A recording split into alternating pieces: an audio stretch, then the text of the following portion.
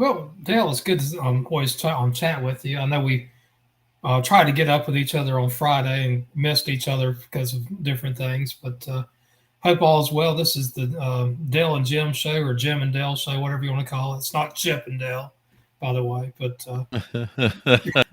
The thing about that, Jim, is I have a friend and we worked together. That's how we became friends. And is he his Chip? name, yep, Chip. His name is Chip. So his proper name is Thomas Buchanan, but he went by Chip.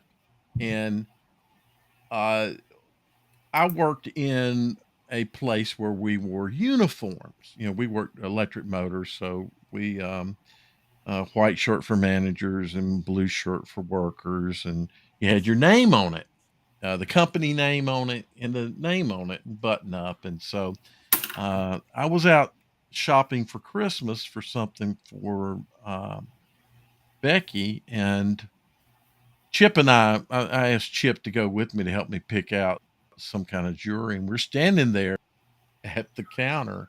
It was at I'm sorry, I'm gosh, it was laughing.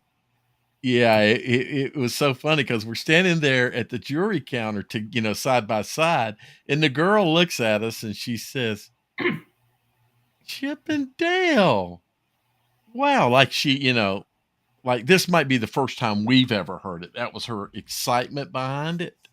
Uh, you know, uh, we had been so accustomed to hearing this. We kind of looked at each other and said, "Aren't those chipmunks?" And she said, "Yeah, you're Chip and you're Dale." It was so Yeah, funny.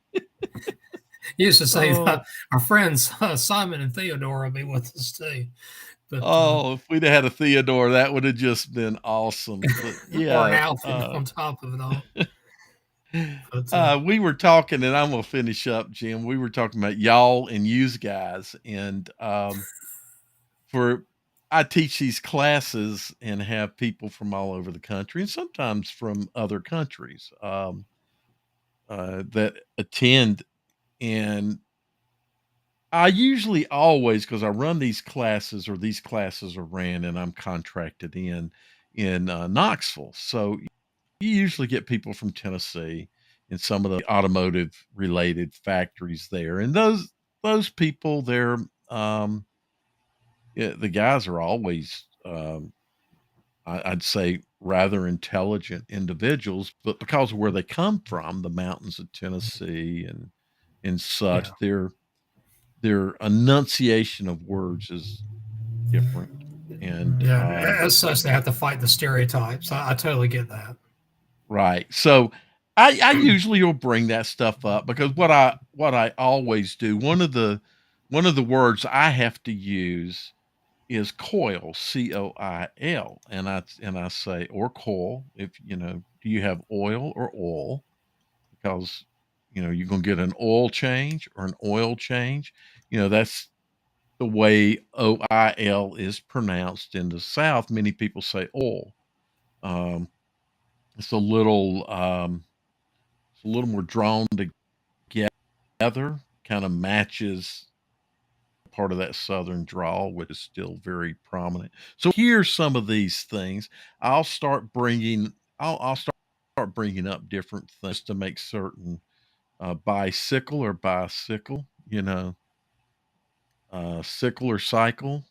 Just so many different ways we pronounce words. English, I always tell the Japanese, because I interface with a lot of Japanese, English has got to be the hardest language to learn because we have so many words that are spelled the same but pronounced differently based on context.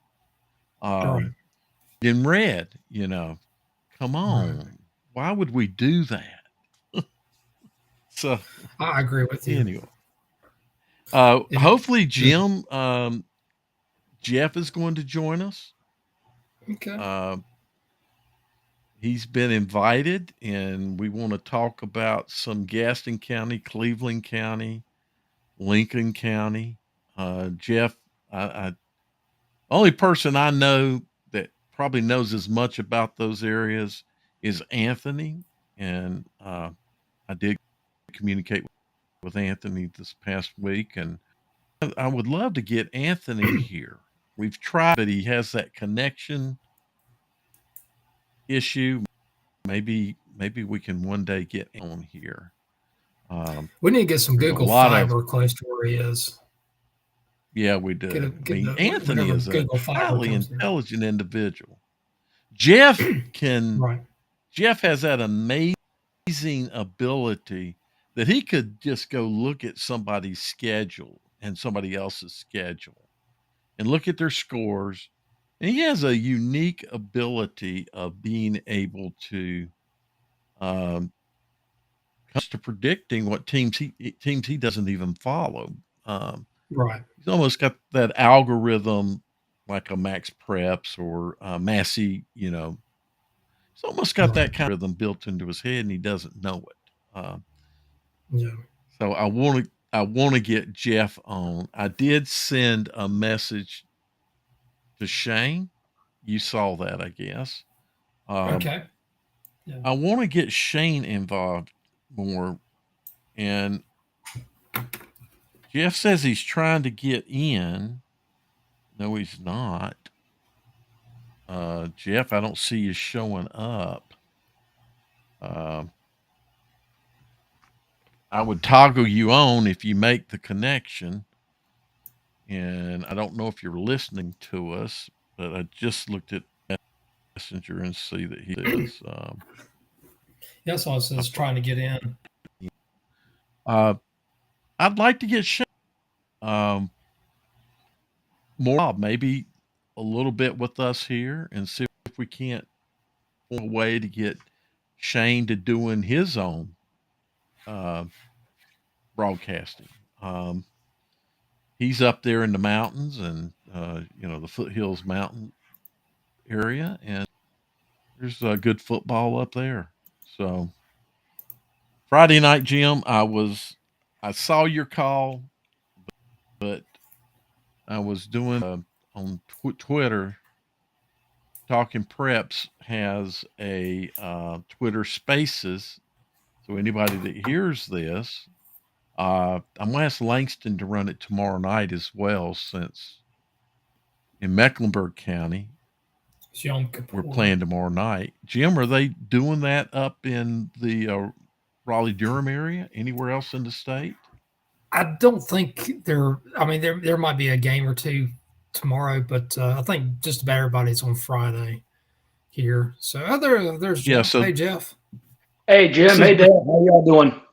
doing fine. good, Jeff. So this is because of the Jewish holiday, which Yeah, starts. Yom Kippur. No, this is Rosh Oh, it's Rosh Hashanah. Hashanah. Yeah, exactly. Yeah, It starts at dusk Friday, and thus because that's pretty much the same time as Ramadan for Islam, isn't it?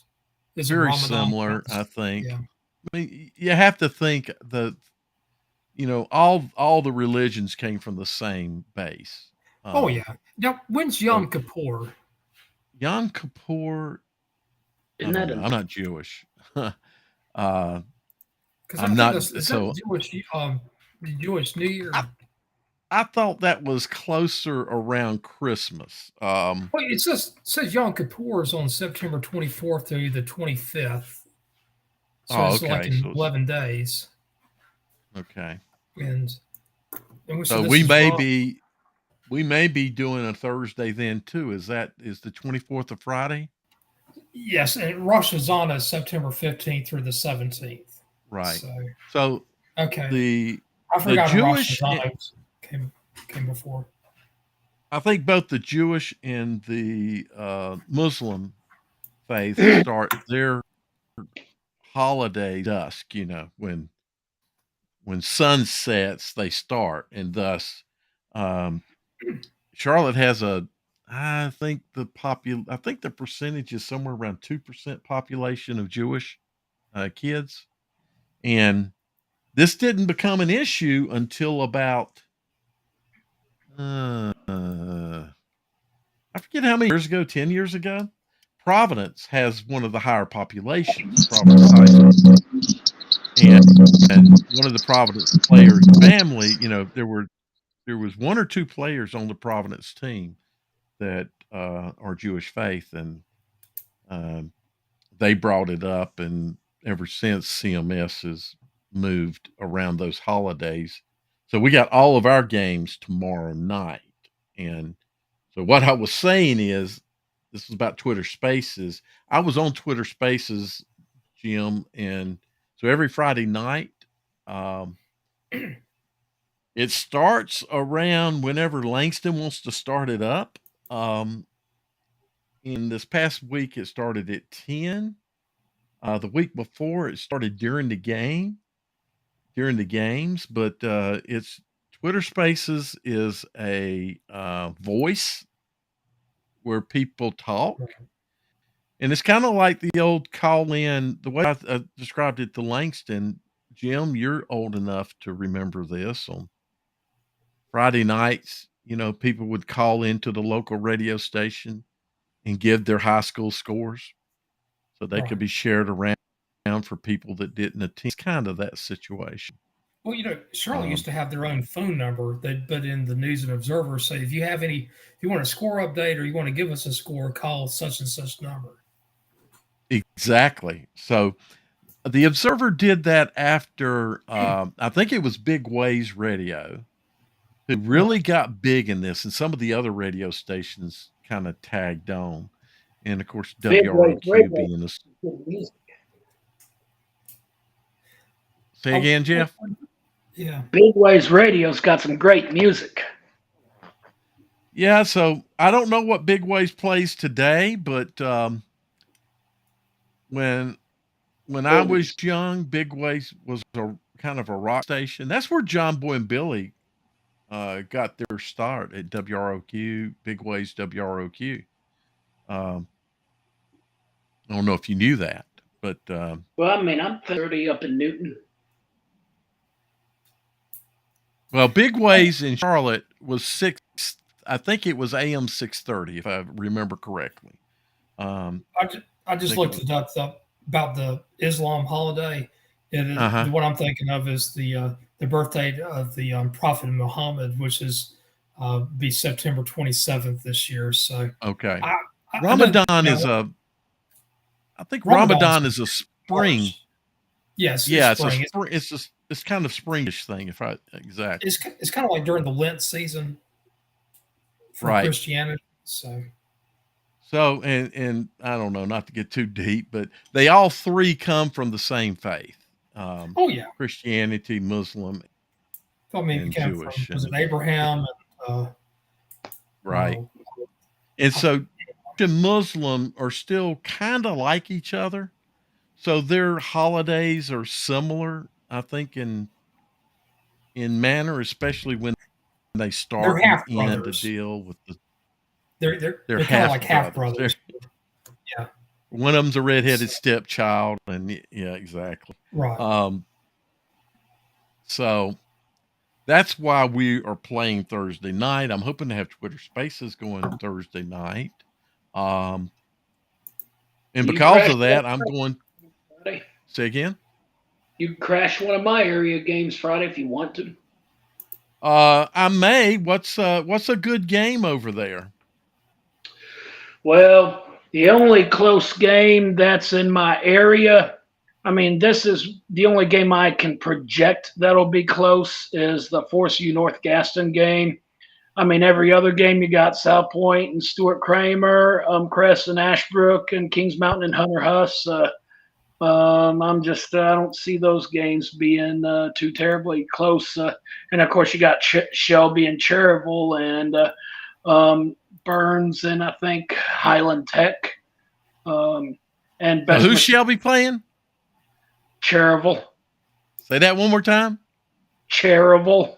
Okay, good deal. We were talking.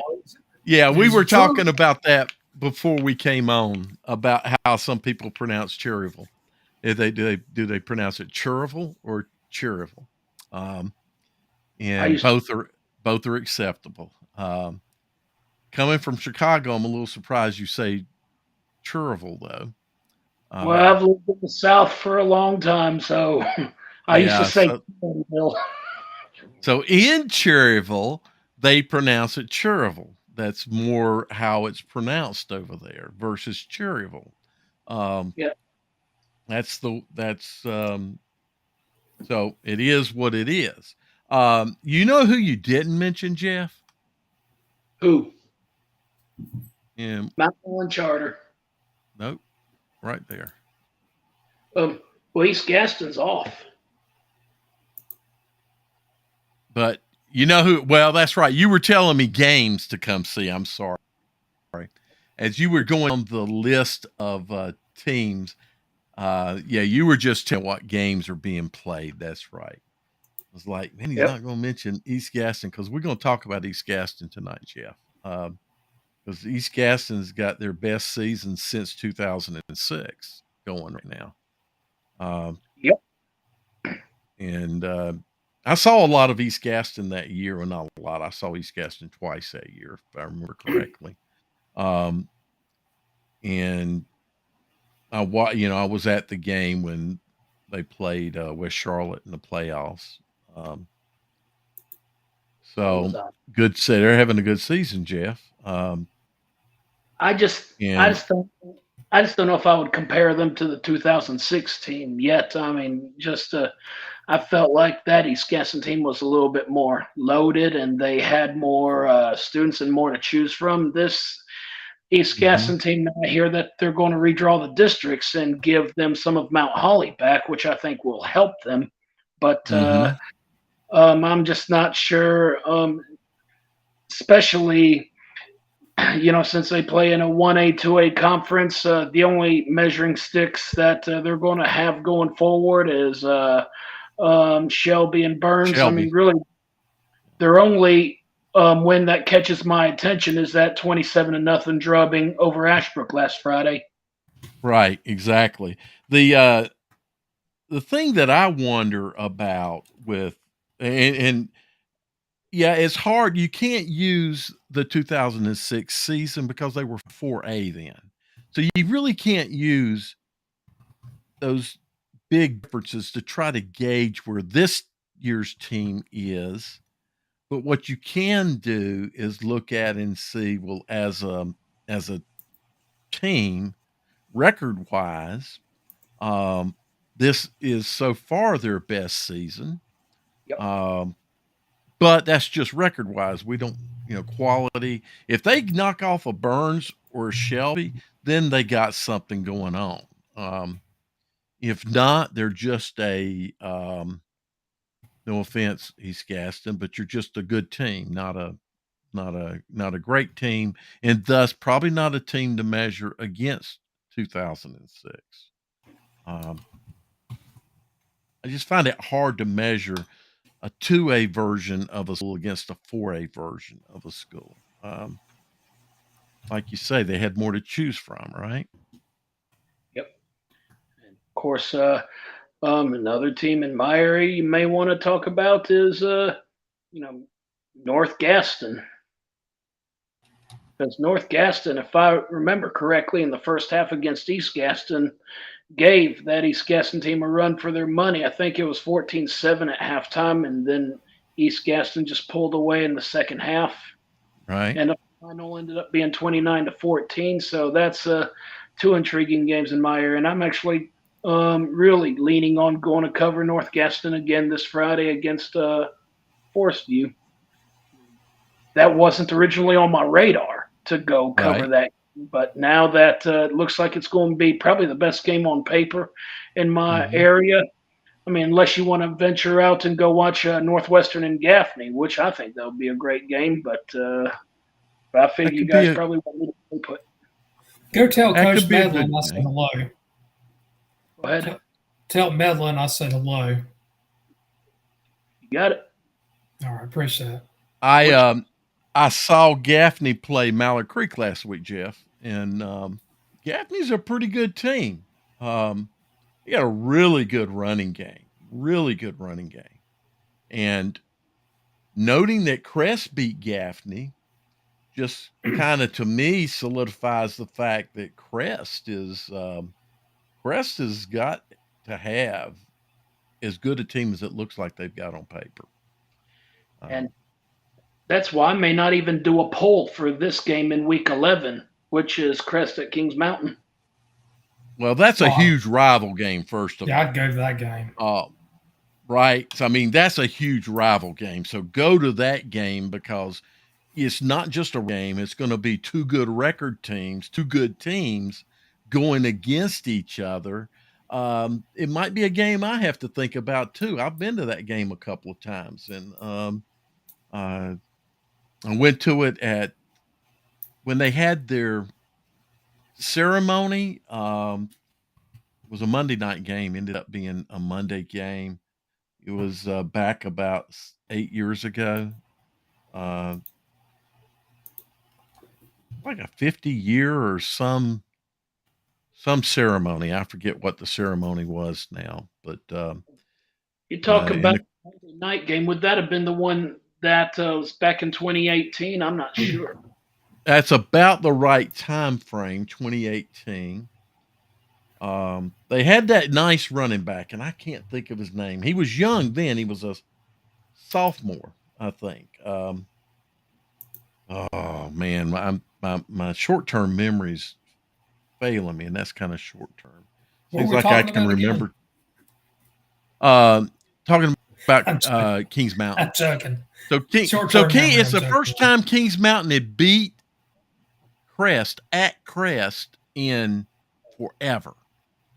Was that Crest? Maybe the first time ever. I don't remember. I know there was it was a big night for Crest because they had a special dedication. And so for a Monday night game, they had a full stadium. That was a rocking. I've never seen a Monday night game so full of fans. But I swear I can't remember the situation around it, Jeff. But anyway, Crest and Kings Mountain is a game definitely you should put on your radar to attend. Northwestern and Gaffney, I don't know, but I think I would pick Gaffney in that game. What's that? Could be a good ball game to see. Is that Gaffney? That's according to what I saw on Max Preps. I was surprised that Mallard Creek lost to Gaffney. To be honest with you, I thought Mallard Creek would win that game. Well, I picked Mallard Creek to win the game, but yeah. Mallard Creek is so. First of all, Gaffney has a great run offense. Very, very good. They run the ball exceptionally well. And Mallard Creek had no answer for it. So I think Gaffney got approximately 215 yards in rushing. They didn't throw too much. I think they had around 115 in the air. Mallard Creek just could not stop the run, first of all. And second, they just could not generate offense. They had a very difficult time getting any kind of flow going in the first half. They changed some things in the second half. They started running some more RPO. And that showed some promise. It was rough. You could tell that the players were not accustomed to executing it. You could tell they're not accustomed to executing the offense, period, across the board, first quarter on.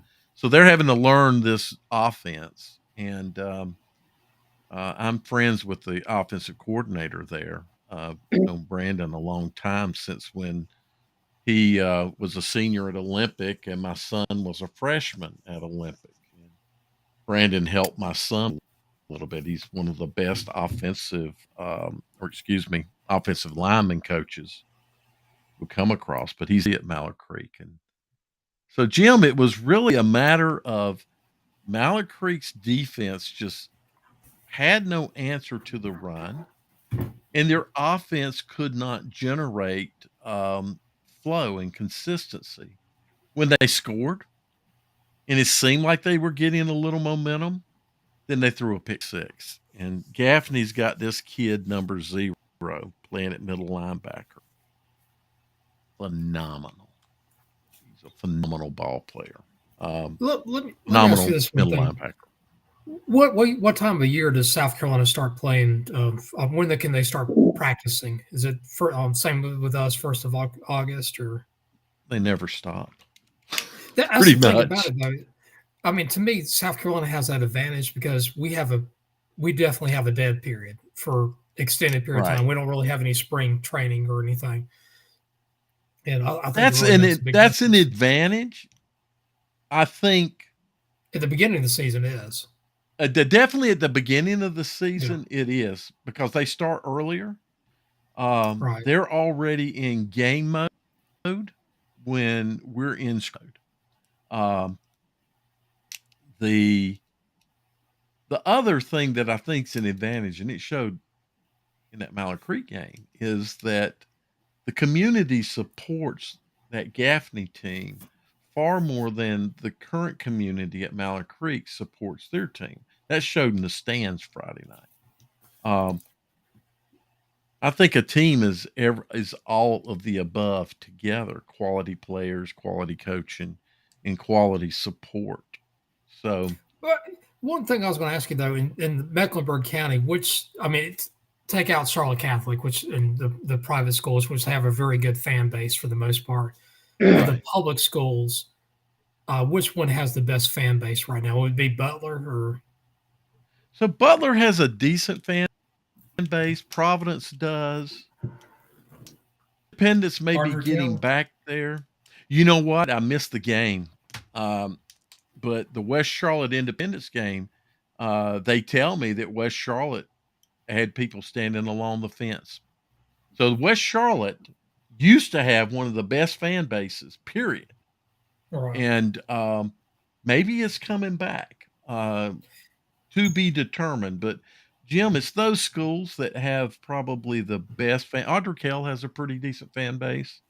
Um, Myers Park.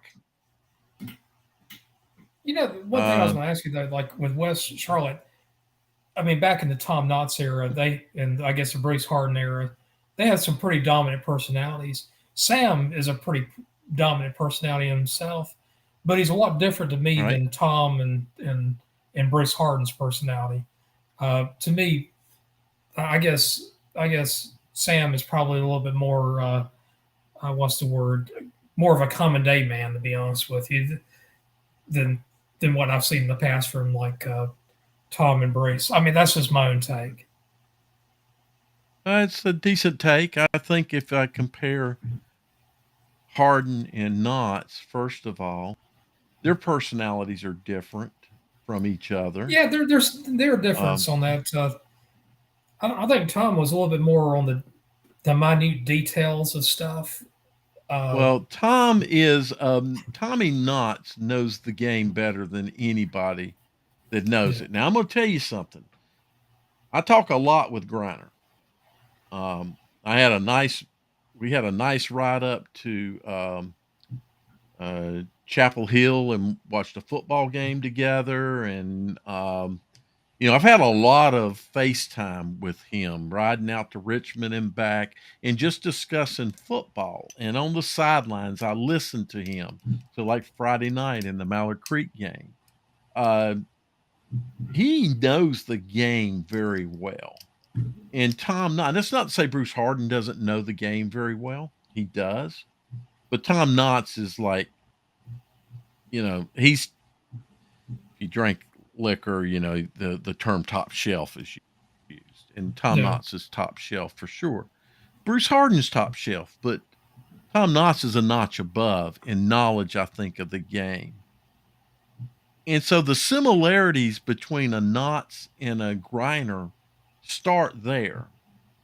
Now, both of them are, I think the next difference would be Tom Knotts seems to have more of a leadership with his coaches and such. That's not saying Griner's not a leader. He's obviously a leader. He wouldn't have done what he's done.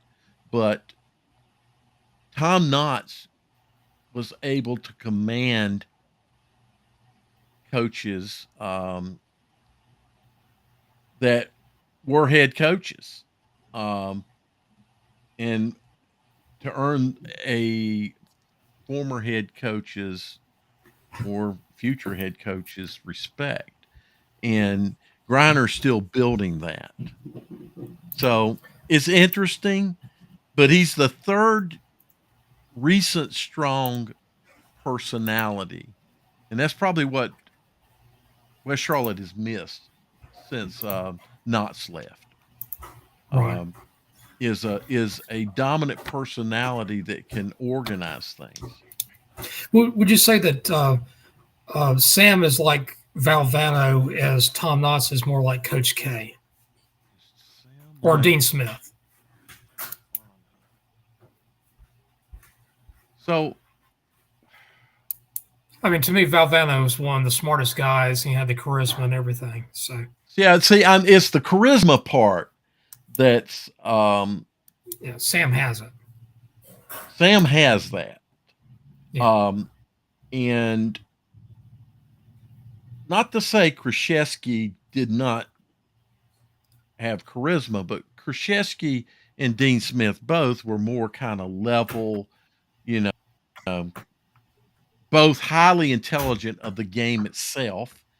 And Valvano is, but I'd have to say if you had to rank them, and as you know, I love Jim Valvano, but Yeah. if you had to rank the coaches as far as command knowledge of the game, Dean Smith and Krzyzewski are slightly above Valvano, but Right. Valvano had far more charisma and ability he had far more ability to motivate He than could, yeah, Valvano could get somebody that was less talented to play to the higher level on a certain game than right. I think any other coach I've ever seen in my life.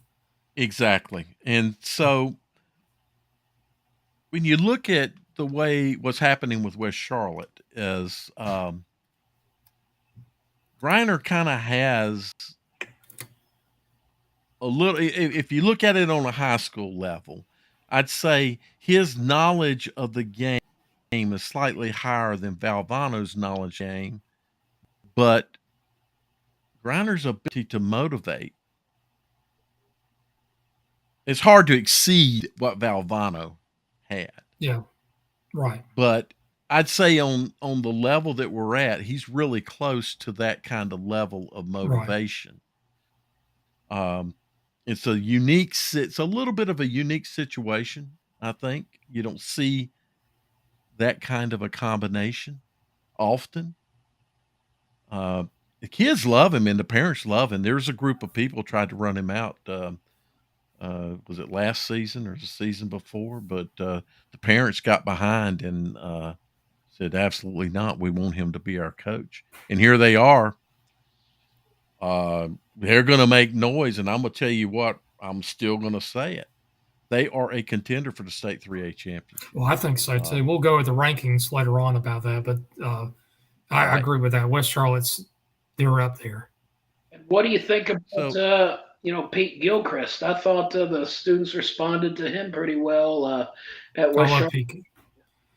I love Pete Gilchrist. He's one of my favorites. Exactly. Pete's kind of a dear friend type of person. Yeah.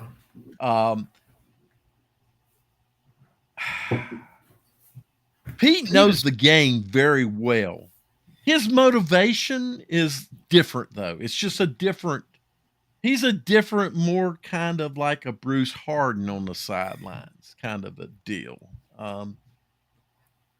Something about Pete, though, he's one of the most cerebral people I've ever met in my life. I guess it was about 10 or 11 years ago, there was a new accounting pronouncement about, I forgot, some type of tax thing. And he contacted me and asked some pretty darn good questions about it. And I'm like, right. Yeah, I'm kind of interested. Or you ask, who's interested? He's like, well, I'm interested. I used to prepare taxes on the side, which I didn't know that. He was an accounting major in college. And he's asking questions that a licensed CPA couldn't even ask. I mean, he's very cerebral, and he asked me about the pitfalls and stuff like that. And people didn't even think about the pitfalls until about a month later. I'm working for one of the experts, which made me, kind of hold up Pete at a pedestal and kind of laugh at my former employer. So Well, anyway, let me do it. Well, it's, and you do it over there. That's Pete. Um, yeah, Pete is highly intelligent. There's no God, yeah, doubt, and he knows the game. Um, He's observant he's too. not that. Say again. He's observant too. I experienced that. Yeah, yeah, exactly. No, he is. I love Pete. I wish he were coaching here. I really do. Love to see him come to the area and coach. Sweet Feet, that's his nickname, by the way, if you didn't know that. That's his nickname from high school. Um, Pete did a great job. He almost won that state championship.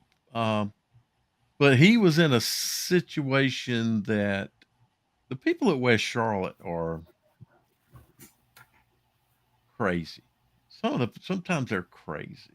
Um, I don't know what all went down. They had Aaron Brand for one season. Um, and then so Maurice when we say that Flowers time for frame, Dom, you remember Maurice Flowers, yeah, don't you? of course I do. Yeah, My sons played for him. yeah, And he has charisma. That's one of his biggest aspects is yeah. charisma. Also, he could probably advertise for Samsonite. Right. So, so when you look at, and I said since Knott's left, I really overlooked those stints because he did, and I'm talking about Pete. Pete beat Butler early Yeah, when nobody else was beating Butler.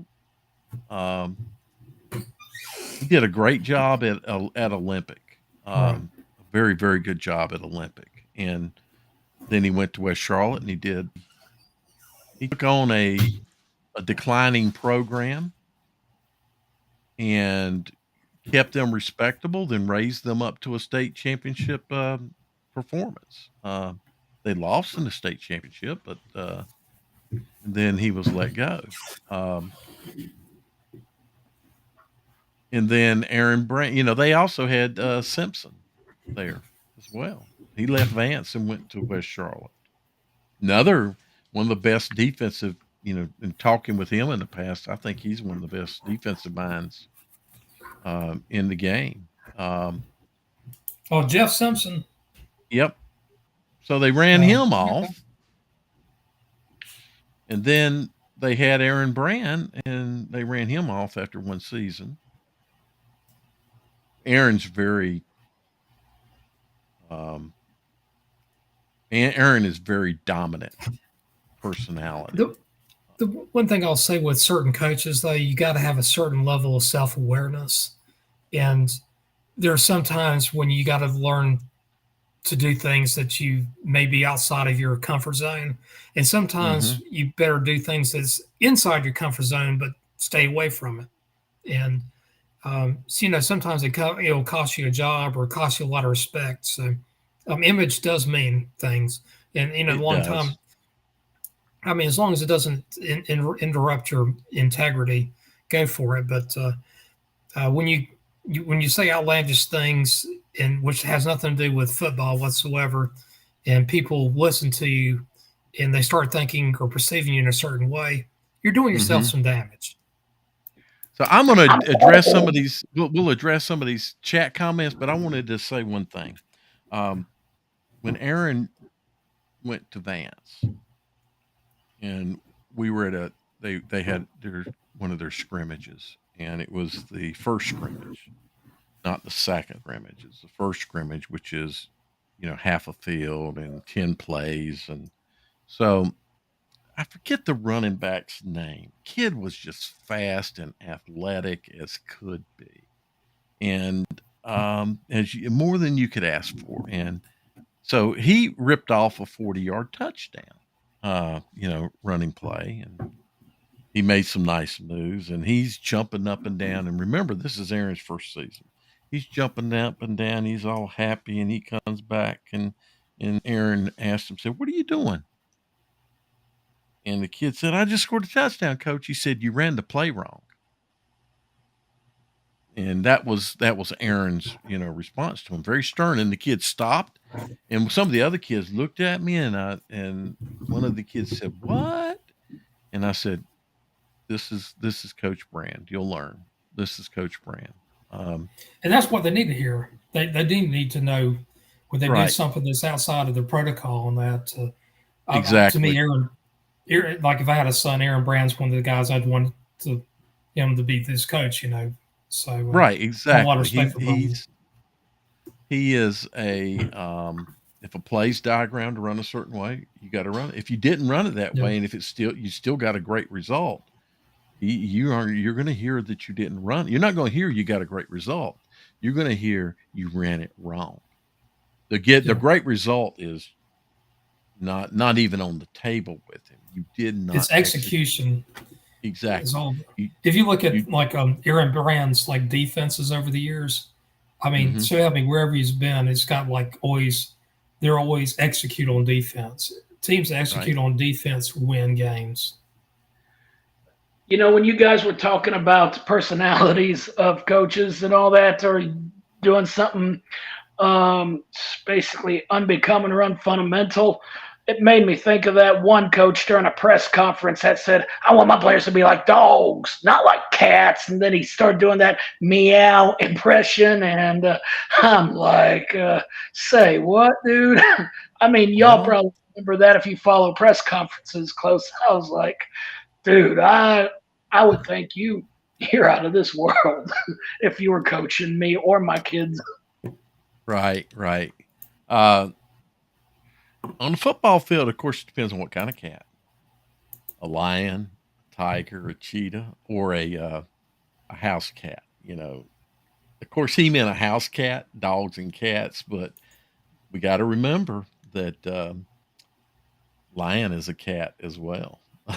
So uh, I'd rather my kids be like a lion than and I love German shepherds, than a German shepherd. So I think a lion will take a shepherd out.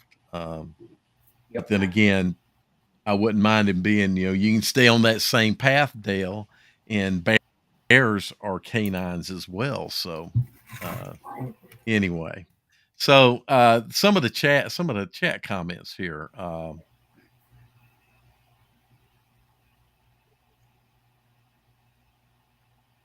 Super quick running back, quick retire. Who is that, Jeff? Would Who's you he be talking talking? about? Would you be talking about Tristan Tate? There you Because some of the highlights I've seen on that kid, number 21, he is explosive as all get out. And I even went to school with his dad. I mean, he was a very, very good football player at Forest View. So, it's like two cats of a different kind. He was a jaguar cat, and his son is a golden lion cat. So, and those cats definitely did some clawing and gobbling up last Friday against Olympic, which So I here we figured. are. Oh yeah, Olympic got chewed up last week, which it was expected. Um, I did tweet out, and we need to do that every week. And now we got more people on, and we got lots of comments. Um, Olympic got kind of manhandled, but I expected that, Jeff. When you looked at them struggling with West Cabarrus and losing to North Mecklenburg, um, I didn't expect that a Shelby, because as I told people about Monroe, and I think it applies to Shelby. They're 2A teams, but they can beat at least half of CMS, who are all 4A, maybe even 3/4 of CMS. Shelby's no different. They're 2A, but they would beat most of the teams. Um, There's an interesting comment. Must have been back when we were talking about Crest and Kings Mountain. Um, they did give up a lot of points against Gaffney. But I'm gonna tell you that Gaffney team, that offense is a good offense. So but they put up a lot of points against Gaffney. So that I see a still really tells good. me. Go ahead. Go ahead. I'm sorry. I was No, going to say I Jim. saw a good comment from Bob Duckworth. Next one time we get. Yeah, Are you going to? I'm getting them. I'm reading this comment about the Crest defense being a little shaky versus the Kings Mountain offense being shaky. And here's we might have insulted this other team that he mentioned by not talking about them. Says I'm anxious to see how they fare against one another, including how Crest defense will fare against South Point. And Yep. funny you mention that because that's a game I'm actually looking at going to in a few weeks. Well, South Point is definitely a team that's in the conversation, right? Oh gosh, And yeah. I mean and they run lost game. what was it, Yeah, 41-36 against Charlotte Christian. It was something really close like that. And I mean, right. Christian's one of the top 5 teams in the state, or at least in the top 10. Right. Christian's got a good squad, exactly. So no shame in that loss at all. It's sometimes you just play a little bit better teams that are not going to be on par with the rest of your competition. So um, Crest definitely have one of the best offenses in the state. And then I see a follow up to that statement about maybe Charlotte Catholic, but if that's the same comment about best offenses, you didn't mean Charlotte Catholic. Um,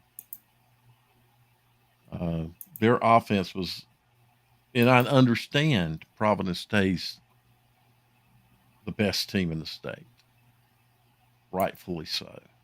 Um, but still, they were unable to generate offense in that game. Um,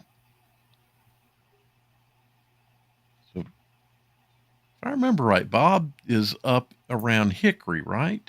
Yeah, he's Um, got Bob knows everything in the foothills area from Burke County to Catawba right. County. Bob's a good fella, and just a super neat guy, very well rounded. And I think this is one of the best comments I've seen in a long time. Uh, and I think Bob will agree with this. Coaches are able to get the most out of somebody's ability.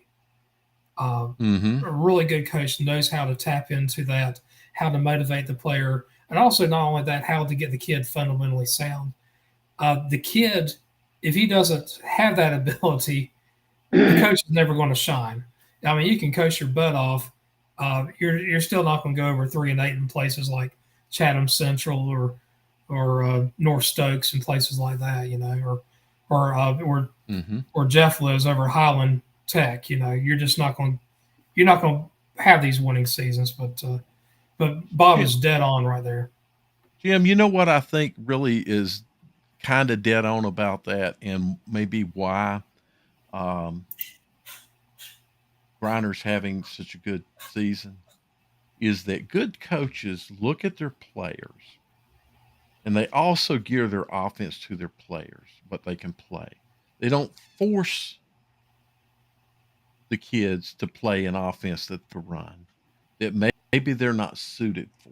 I Right. see that happen a lot.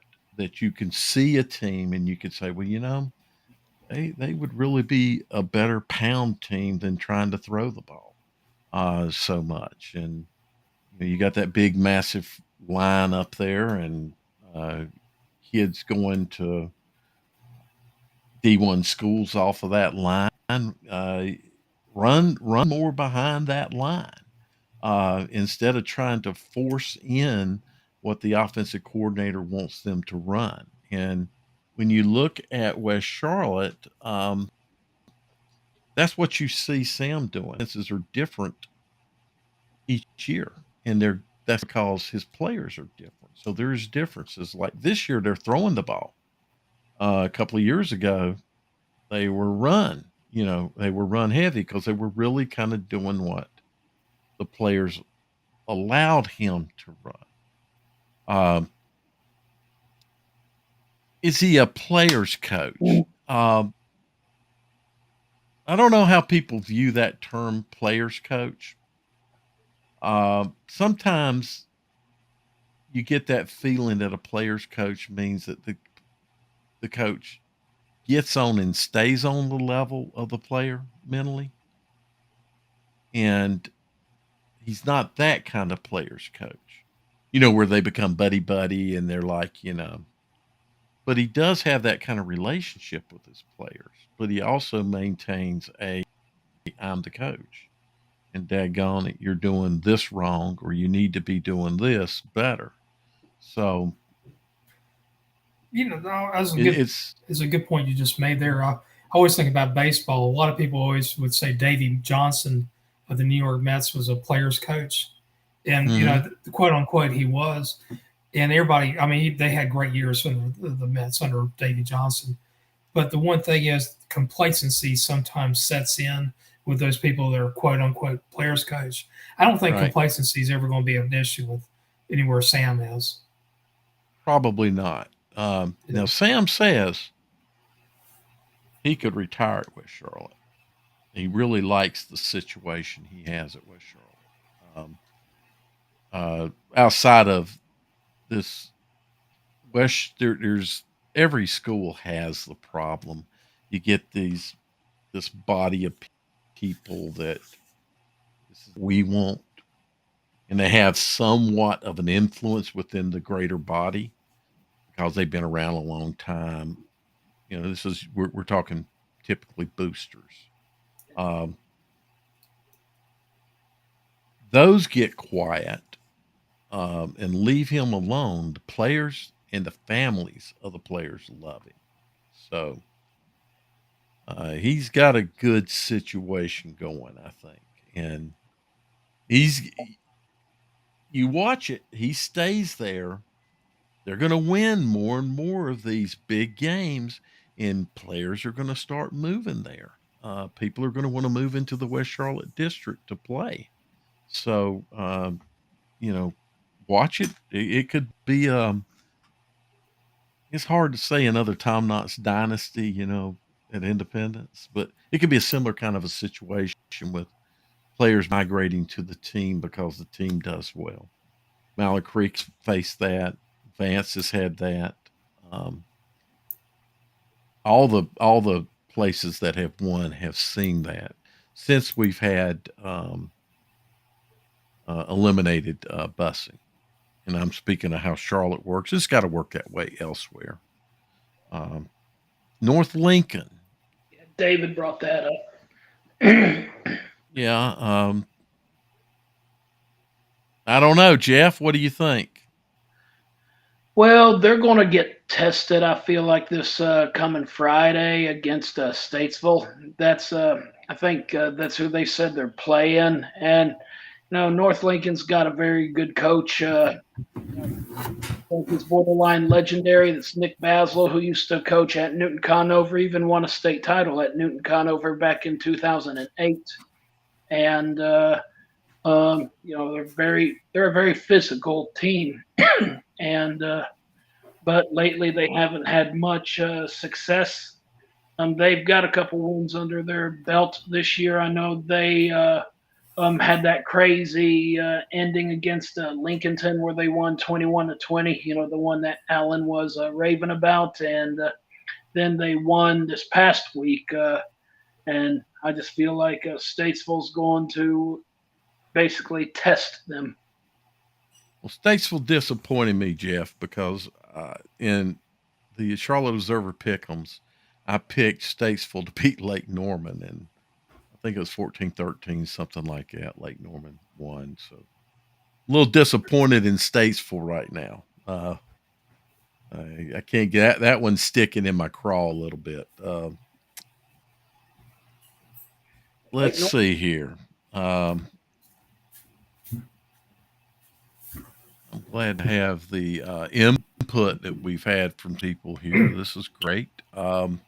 Jeff, you were asking about topics we would talk about, so we covered the East Gaston. That was one I wanted to talk about. I think East Gaston will realistically, I think I personally don't think they'll do any worse than 8-2. I think 8-2 is pretty much what you're going to be because I don't see East Gaston beating Burns or Shelby, and I think he'll beat everybody else. I'm going to start first on this one, Jim. Then I'll shut up and let you comment. First of all, my belief is that a good coach builds a team first. And if a coach can build a team, then they're probably going to win somewhere in the neighborhood of 50% of their games. I strongly believe that. So I believe just right off the bat that any of the coaches mentioned, and we do have a measuring stick for this, and that's Barry Shuford, because Barry Shuford did coach at Garinger. Any coach of the stature we've talked about, and really the abilities that we talked about, not all coaches can build teams not all good coaches can build teams, but all the great coaches build teams because they know that's the core of what you've got to have is that unity amongst the players and the communication and all of those things that where players support players instead of trying to compete against each other in a negative manner. Um, so these coaches would do that. And yeah, I think Garinger would move to a 50% win team. Then once you get to that point, it really starts depending on the players that you have, the athletic ability that you have, the size. And then Garinger is going to have to compete in 4A, and they're going to have to compete as it's been in the Southwestern 4A, which is a highly competitive, you've got really good teams over there. So um, you're going to have good players. So those coaches go in with their staffs, and they bring in their staffs. It took Sam a year or two to be able to get the players, and he's still molding his staff. Knott's used to carry a staff around with him. Geiler went everywhere with him from Harding on. Uh, I believe they could all put Garinger into a win situation. Can they take them to a state championship? Is the question. Is the talent there? The problem for Garinger is that where they're located, they have a higher Hispanic population, and the desire of that population is more about soccer than it is football.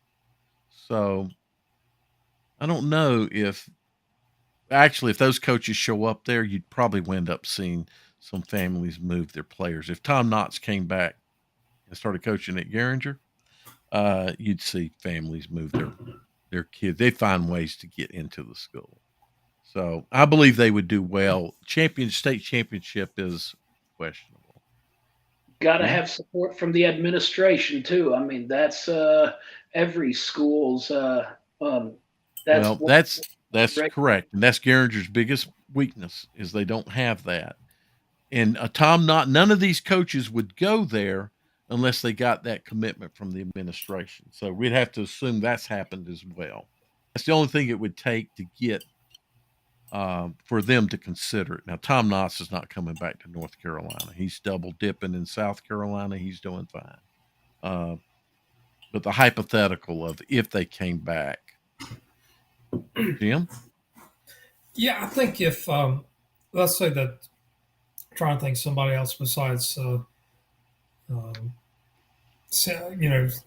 Knotts, but somebody that has really close ties to Charlotte. Palmieri. Let's say Palmieri decided to come back to Charlotte and coach, and you want to do a Garinger. I would say it'd take him probably 3 years to break 500. I think it would happen, but you'd have to build it up. I mean, it couldn't just be overnight, right? Because you got to get kids at a younger age to buy into the idea of football, embrace it, create the culture, 3 years you might be 500, 5 years you might be fairly competitive where you can make it to the second or third round. And this is a 6 round season or 6 round culture right now. I'd say the Garinger, the ceiling, if everything went right, you had the fans behind it, you had the administration behind it, the parents behind it, the kids behind it, great coaching. I still think it'd be maybe a third round at best run. It all goes back to just how much talent you can get in there. That name would bring some families in, but Charlotte Mecklenburg's system might be a little bit suspicious. You have a bunch of 5-star recruits all of a sudden relocating in Garinger. I'm just my thoughts about it. Right. Well, Jim, just to counter that statement, hold on, Jeff. Just to counter that statement, you go back and look. There have been. There was a Garinger coach in 2000, and I can't remember his name right now, but 2008, 9, 10, 12 time frame, somewhere in that time frame. I'm thinking it was more like 2008. He won like 7 10, games. 12, somewhere right in that. Yeah, that they won the conference, or they didn't win the conference. I think they won their half of the conference because Catholic was in that conference. Yeah, they have. So, yeah, I got them there quicker than that, Jim. I think it's a 2-year thing Lynn for Fisher. those coaches to. Yeah. It was Lynn Fisher. So, it was. Oh, no. And what year was it? That was 2010. But he had the first round he lost to Hopewell, got lost by about 4 touchdowns. So, right, but had them a winning very quick, but was not exactly. kept. So, Garinger's problem is deep. It's gotten worse in the last 12 years too. Players make the coach. Right. See, the one thing I kind of disagree in is players make the coach in general. Without talent, a coach is mediocre at best. The coach is mediocre. The team is mediocre. So the problem with talent and not having a good coach is that the team doesn't perform well overall. They win games, but they're going to lose important games because they're not a team. And they're not a team because they didn't have a good coach. We saw that. We've seen that. I'm not going to call out any particular situations, but I can name some situations with D1 recruits for UNC and Clemson on the field. And you got to make sure that the kids are buying into it. That's another thing. You could have a great coach with a great system and, a lot of great athletes, but, the kids have also got to buy into what the coach is doing. And there's got to be that connect that goes on between, what the coach is trying to do and need to do. That's I agree, Jeff. That's, and Jeff, a coach that you and I both know real well, Keith Fox. Yes. He told me a long time ago, he made a really great, simple statement. And that is that not every situation is right for every coach. So what he was saying is the marriage of the two, the situation where they're going into, and the coach have got to be a fit. And great coaches will fail when they're not the right fit. They will fail in that they'll do all the right things and do things that maybe other coaches can't do. But if they can't get those kids to buy into the system that they're trying to, which is the culture, really. I want to change that from system to culture because it's a culture that you have to develop. It was a culture at Independence. It's a culture. And if you can't get all the players to buy into the culture, which means they don't fight against each other, that happens when you have great players on, you know, the field together. They can fight against each other. They can harm each other mentally. Um, so I think it's a fine balance, but in the end, you're never going to win a state championship. I don't care how good your players are. You're not going to win a state championship unless you got a good coach. It's just not going to happen. They are going to fail um, because they don't understand how to. They don't learn how to handle failure. Um, so I just strongly believe that you can't take a mediocre coach, an average coach, and give him great players and win a state championship. That's not going to happen because he'll fail. He'll fail his team. He'll fail to build a team. It is a very fine line, Bob. I do believe you've got to have, in the end, some great players on your team to win a state championship.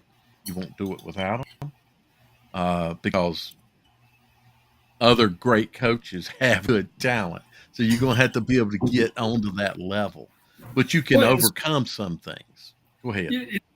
coaching has a ceiling and a floor and a ceiling. Same thing with talents. And if you're up the very top of your ceiling at both, a good chance you're going to have a really good run. If you're closer to the floor on one of them, but closer to the ceiling on another, you might be mediocre. You might have very average results.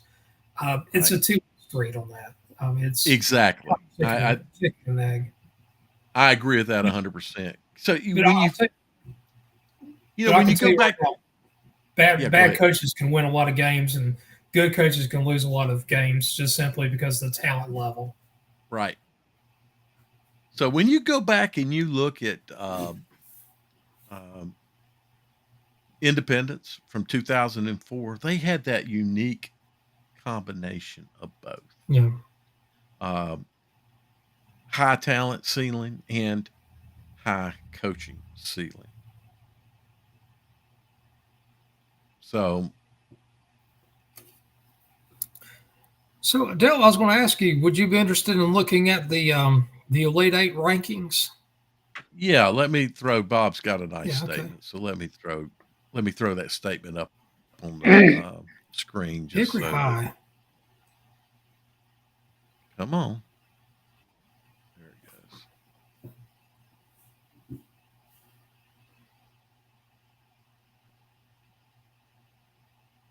Yeah, they won the state championship in '96.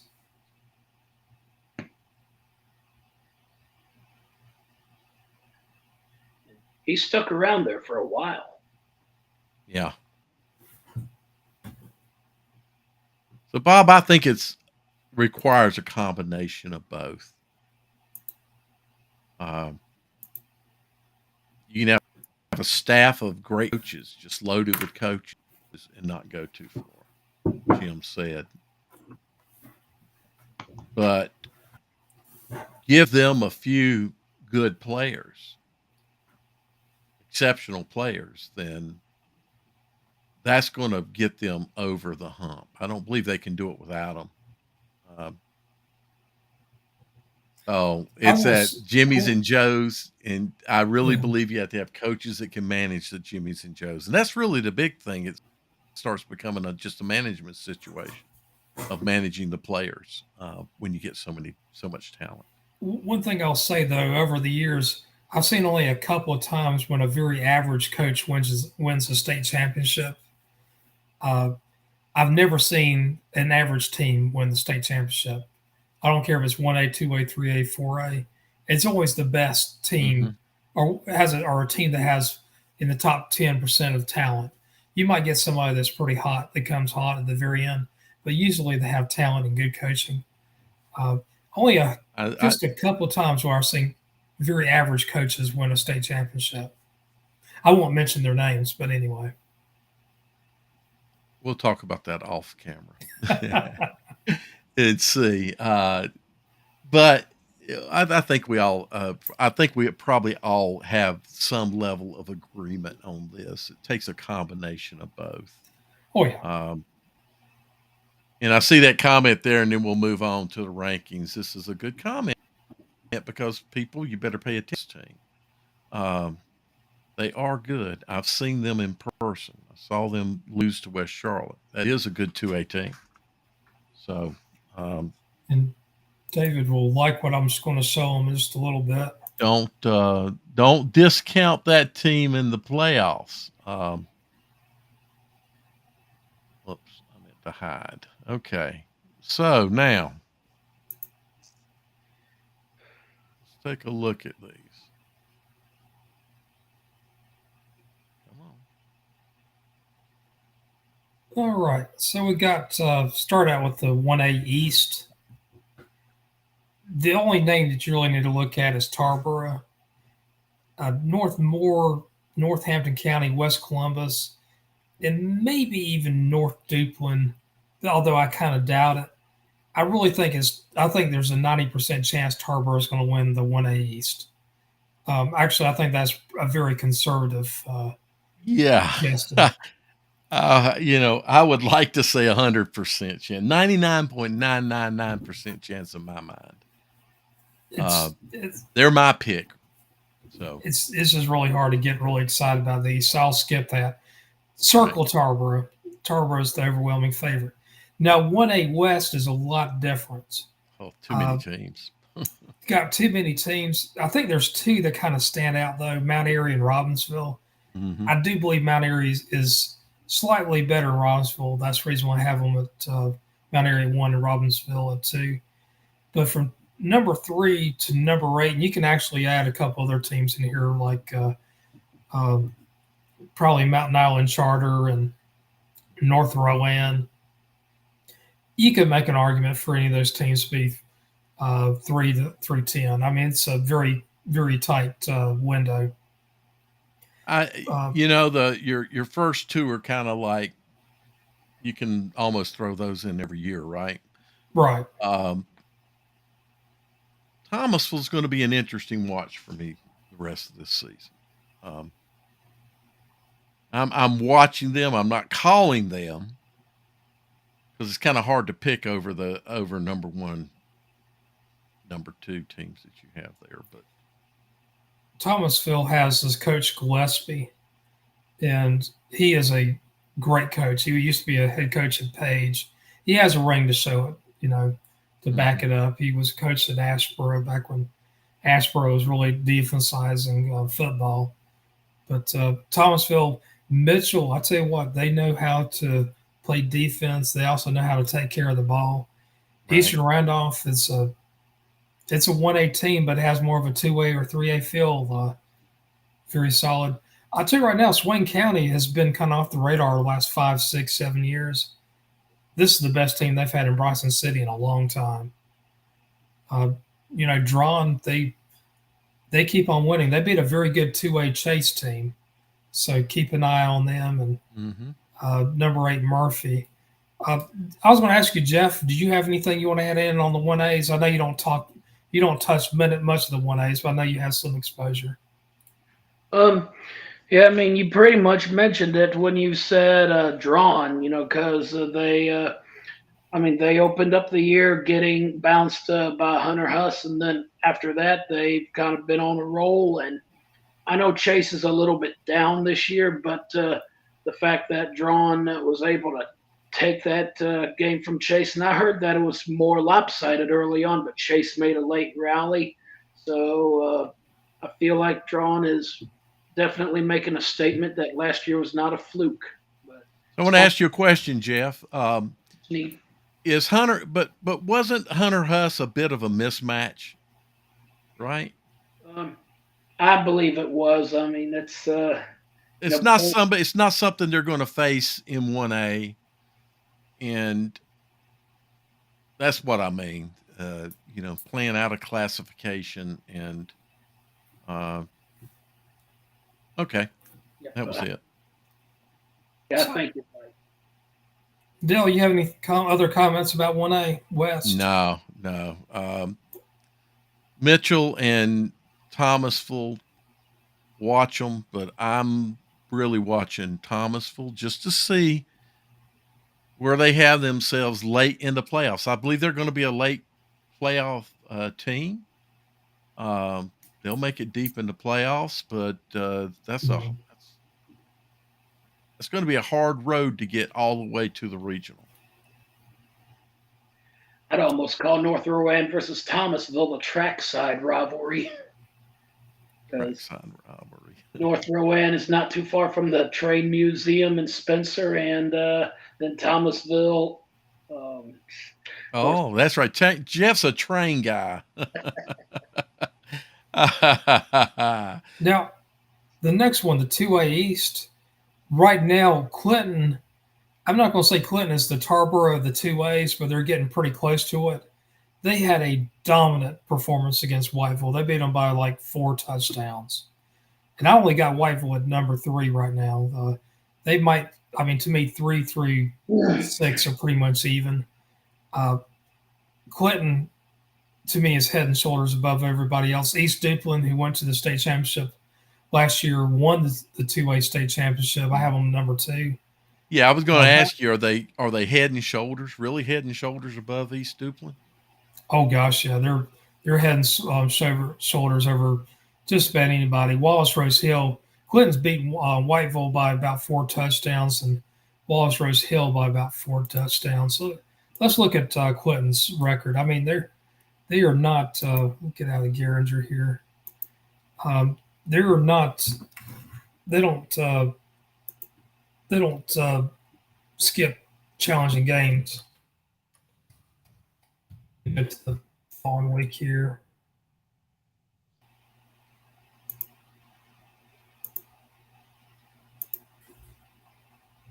Let's see here. Clinton. You got basketball. Here we go. Here it is. They beat Whiteville 47-14. Mm-hmm. That ain't a ball game. They beat Northside Jacksonville, a 3A school, beat them 40-7. Wallace Rose Hill beat them 58-22. Wallace Rose Hill was our number 1 team in the preseason in 2A. They beat Lumberton, a 4A school, 41-6. And then look at that, 47-14. That's a pretty good, challenging 2A schedule right there. I agree. Next week we'll get to see how good they are against Princeton, but I'm gonna tell you right now, that's going to be a fun. This is going to be a fun year for Okay. for the the dark horse, or the dark horse is what they call them. But East Duplin. Let me go over to the schedule for Wallace Rose Hill. I mean, this is another team that hasn't backed off to anybody. They lost to Havelock, which is in the Elite 8 for 3A. Lost to Clinton, number 1 in 2A. Lost to Hoggard, who's in the top 8 in the 4A. Right. Yeah. And then they beat Pender. But let's go down to East Duplin here. Who they play later on. Beat Dixon, beat West Craven, beat Richlands. West Craven's a 3A school. Richlands is a 3A school. Croatan, I don't know if they're 2A or 3A. But they've done good. I mean, their defense is holding up so far. I do, though, think Clinton is better than East Duplin by a significant amount. I accept that. I think you know more about it than I do. The rest of the teams, though, Princeton is a team that's kind of the wild card on here. I also think Wallace Rose Hill is going to get better, but it's going to be hard for their defense to keep up with Clinton's offense. Mm-hmm. Problem with Northeastern, Northeastern might score 65 points on you, but they're going to allow 45 or 50 points. I mean, they have just they beat Bertie 47-46 this last week. I forgot who they beat last week. I mean, there've been some wild scores here. I know they beat Greenville Rose by I think it was 40-35.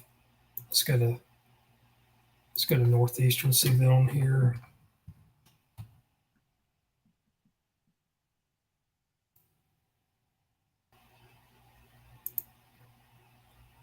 Bertie 47-46. Rose 40-35. Yeah, that's a good win right there. Oh, that's a great win. Yeah. Rocky Mount 52-46. Probably a They pretty had good something win like too. Yeah. they had like a 52 to, or I think it was like a 46-22 or 46-17 leads, Mm-hmm. and they gave it up. I mean, there was like interception, fumble, you name it. So anyway, some fun stuff on that. So let's go to the two-way West. I did see a comment about Monroe that they're the team to look out for the West. I agree with you. I have Monroe at number one, Forest Hills at number two. Yeah. Reasonable, they were. Go ahead. I just gonna say, having seen Monroe in person, that's a good squad. That is a very athletic, very fast. They run well. Uh, their their passing game is not on par with their run game. I'll say that. But overall, that's a very good team. Very well coached. Very just a good team. So good athletic team. They deserve a number one ranking. But I'll let you go down through your list because I might not question, but comment about a couple more. So number three, I have Raceville. They lost to Eastern Alamance, which is a very strong 3A team in the East. Lost to them 19-14. That's not a bad loss, but I did drop them from 1-3. This last week, I saw Salisbury play against Person, and to be honest with you, I was disappointed. I thought that Salisbury was more talented Really? than what I heard. I saw a lot of chest beating. I saw the fans say some of the most nasty things to the refs during halftime. One of the refs came up to one of the loudmouth fans and he said something to the fan, and that guy didn't say a word for the rest of the game. And I'm I don't know. surprised because the officials shouldn't go to the fans. I am strongly against the attitude fans display towards officials, and I don't. If they understood how fragile our system is right now with officiating, maybe they might be less abusive. But in the end, an official should, if it's a coach, a player, talk to them. A Well, fan, I he think what shouldn't it have done was. that. I mean, it wasn't like he didn't get into his face or anything like that. He kept his distance and saying, "Oh, I understand." Probably something like, "Oh, I know you're from Salisbury. You're from the Charlotte area. You take it all seriously and everything." But have you He ever shouldn't thought have said anything have you though. ever thought about That's how my you're coming off? And the other thing I'll notice, I hate bringing this stuff up, but if you have an administrator on your sidelines and he's yelling at the coach, somebody of authority, saying some pretty nasty mhm. stuff, your team is going to feed off on that. That's not leadership. That's not good. That is not That's not leadership. good. I mean, Right. the thing was he was abusive to the refs, and the refs let it happen. I mean, it was a very to me the refs should have said, go you can go behind the chain link fence. I don't care who you are. The administrator was. Oh yeah, So anything that happens on the sideline, I don't know if fans understand this, but anything that happens on the sideline, even if it's not the team, so it's not the players or the coaches, they can get penalized for that. So, as an example, a photographer, if a photographer's got their knee down and taking a picture and they're right on the sideline, they're right in that path where officials run, they can get a flag thrown on. I have seen officials talk to coaches and tell them, I'll penalize you if you don't get this person moved. And the coach will be like, they're not with us. And the official will tell them it doesn't matter. It's your sideline. yeah. So, an administrator giving officials a hard time could get a personal foul called on him, a 15-yard personal foul. Yeah. So I don't know if they in that gym. Yeah, your point is 100% valid. That displays poor leadership and breaks down the team concept. That'll cause players to question situation, question coaches, and I always say don't question the coaches during the season. Wait until the season's over. Let the coach do his thing. But anyway, And the one thing about Salisbury, I mean, they were confident and to the point of overconfidence. Uh, I think certain teams like Monroe and I think even Shelby will, if Shelby plays their top game, will beat Salisbury. To be honest with you, okay, but they have an all right, extreme amount of confidence, and Salisbury also has one of the best coaching staffs. I really felt sorry for the coaching staff because those guys seem to care more about winning and losing than anybody else. Uh, the the players were on at least on offense just didn't really impress me, but Salisbury's defense is really good. They're going to keep them in games. So gotcha. Burns, I think you know Burns is up there in the talk. I think there's a little bit of separation between Burns and Bunker Hill. Uh, Bunker Hill, West Lincoln, and Shelby are right in there. Shelby is uh, they've played one of the toughest schedules around, Right. so I think they'll be back in the mix. What do you have So to say? West Lincoln moved up a notch. Right, That's what it looks like. Okay. Chase fell out, so I think Chase was at number 7 before. Hopefully Carrie's watching. Um, I used again her picture to announce the game, or excuse me, to announce the cast tonight. There's Carrie. I am a guest on the sideline, and no, I could be asked. So, uh, she makes a great point, and anybody out there, if you're on the sideline, you can harm the team that you are there, that particular team, you can harm them with a penalty. Also, the fans that do get down on the sidelines, they're not supposed to be coaching players out of the box, even if they're not a Kent. You can't be coaching. I have seen officials that point up too, but I see that a lot. Fans yelling coaching situation information. It was happening with Gaffney. There was a guy that was outside the box that clearly knew football.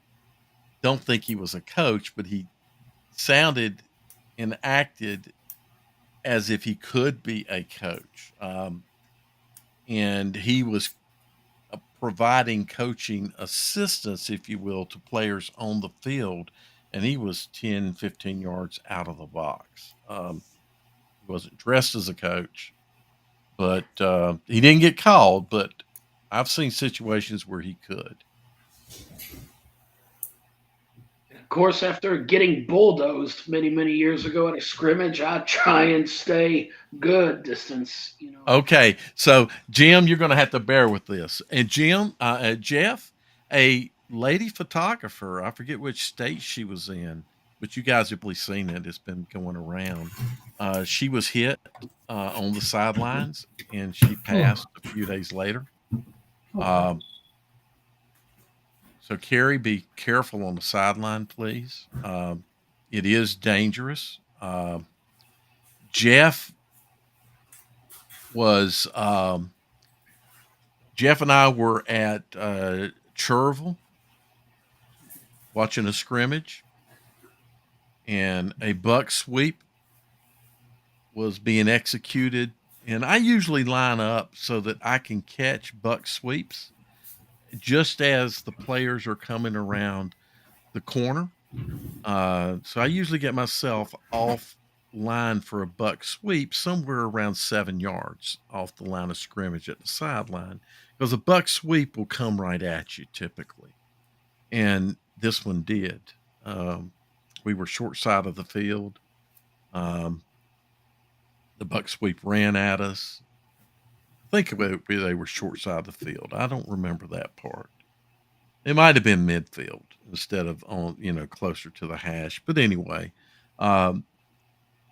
player is just barreling at us. He looked like he was, oh gosh, Jeff. He was probably right. He was probably right near 200 pounds, 180, maybe 180 to 200, somewhere in that range, as I remember. Good running back, had good speed. I'm sitting there taking my pictures. Jeff's standing right beside me, and I'm like, okay, I better move. And I took a step to the left about less than a second before the player got by. I still had good reaction and knew what I needed to do. He wouldn't have hit me, but he had been real close. But he hit Jeff square in his chest. Oh my gosh. Knocked him back 5 yards easily. Jeff, I still remember what you said. Do you remember what you said? No. So Jeff laying there, still had his clipboard. His clipboard was on his chest. And Jeff said, well, I guess that's what it feels like to get hit, because Jeff didn't play football in high school. He said, I guess that's, Jeff, I told you, I said, no, because you're usually not standing there.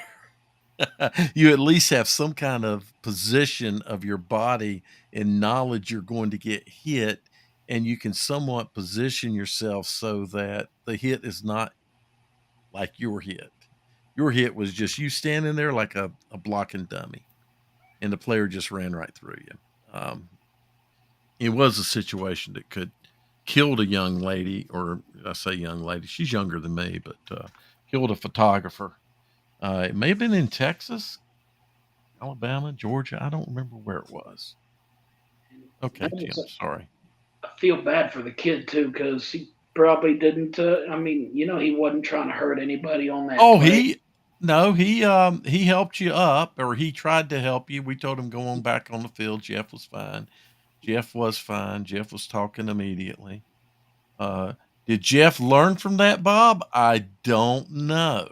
Jeff hasn't been hit since, so maybe he did. I came close a few times, but my reaction has been on point.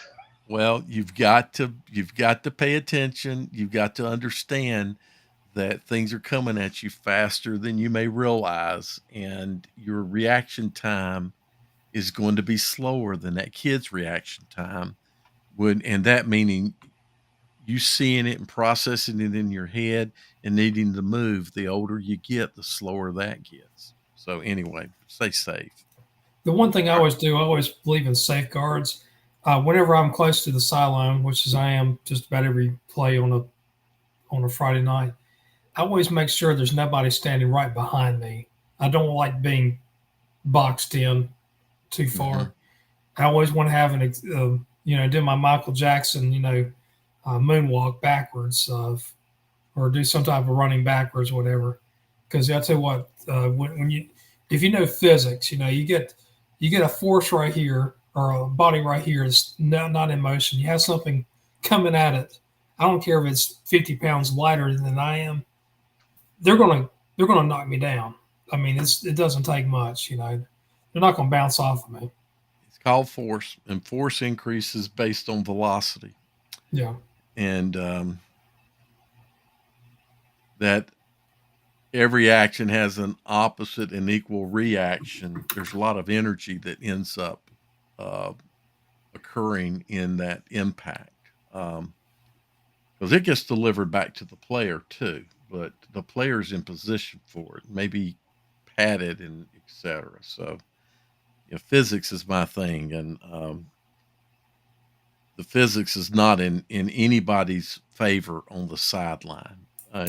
You're on the wrong end of that that physics collision. Right. So I thought we'd go to the 3A East. Right now, I think 71st is a moderate favorite over the competition.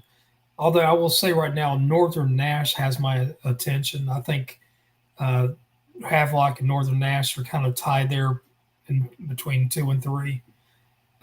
Scotland and North Brunswick, you could flip those around, to be honest with you. And then like Eastern Alamance, Southern Alamance, and Jacksonville, and you could probably throw Southern Ash in there. They're kind of like the best of the rest, But right now, all my eyes are in Fayetteville. Right.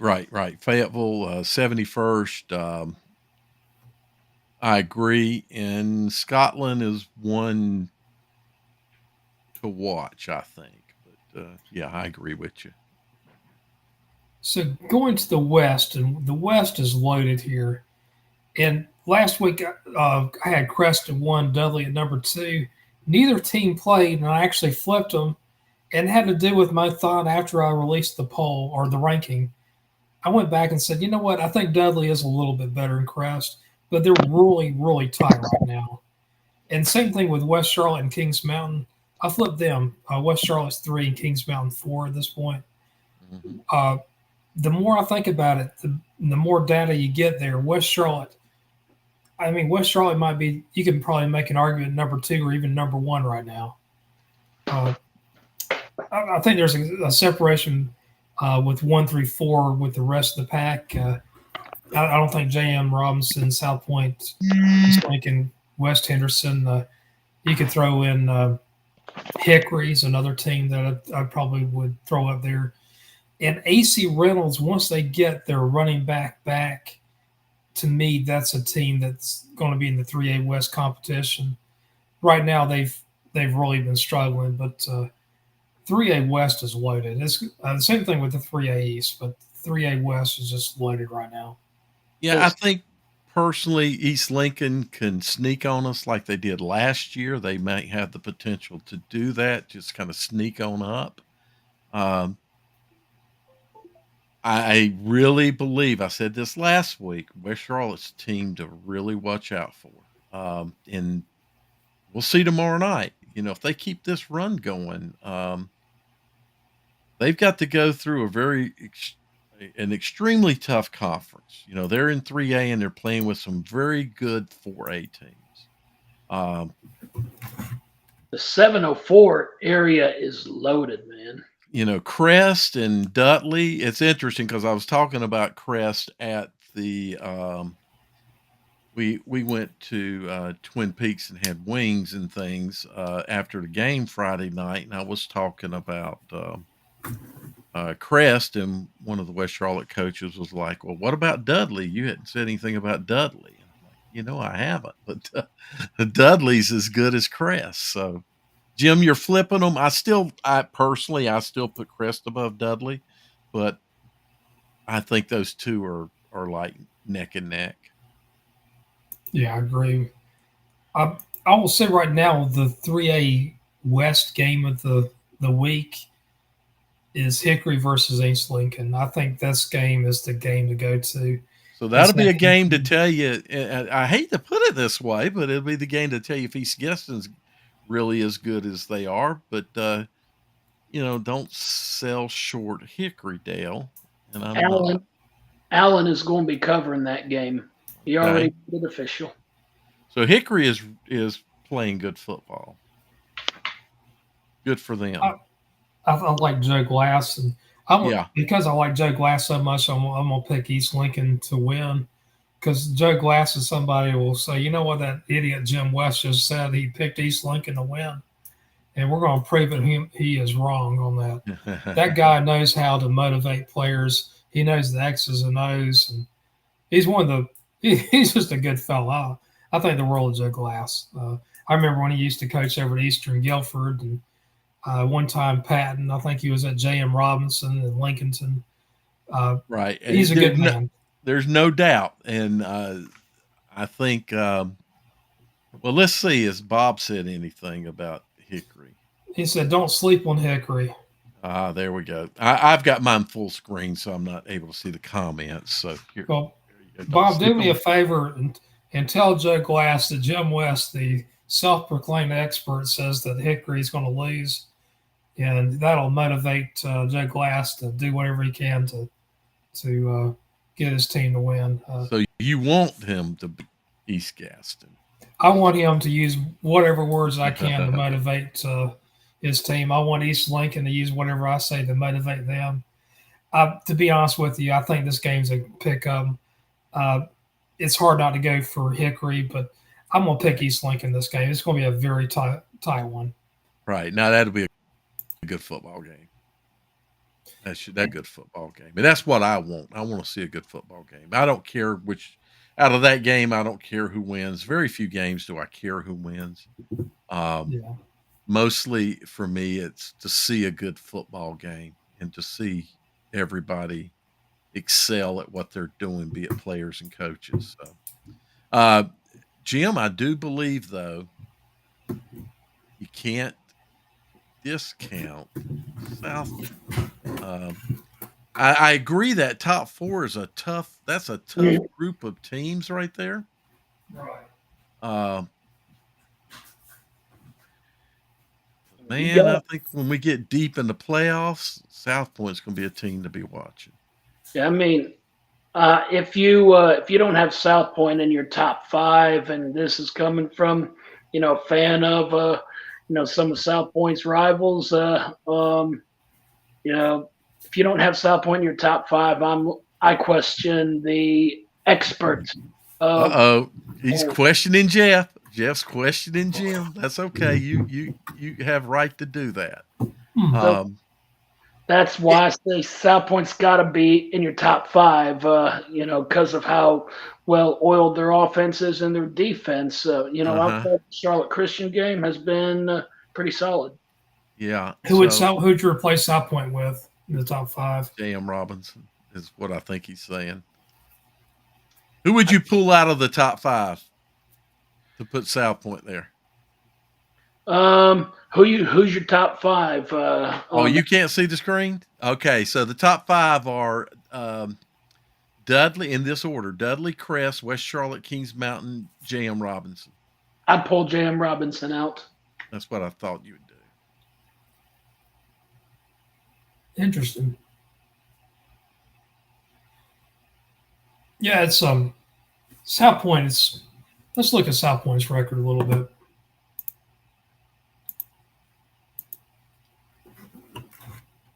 South Point.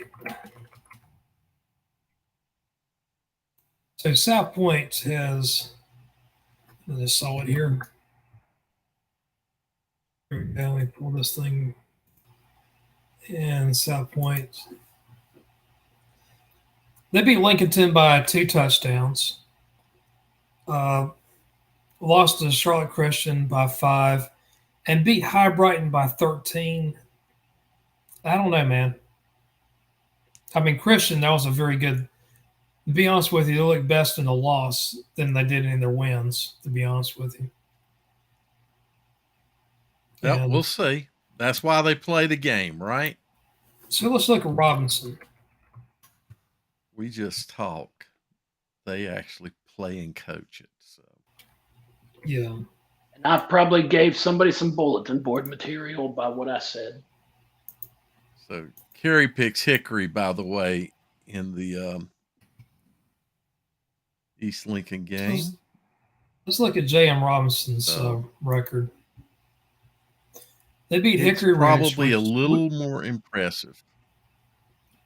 Hickory Ridge, 48. Not a good win. I mean, that's a 4A school. It's a win. Go look at Hickory Ridge. Okay. So I don't know. I mean, it's a win, but look at what's happened to Hickory Ridge.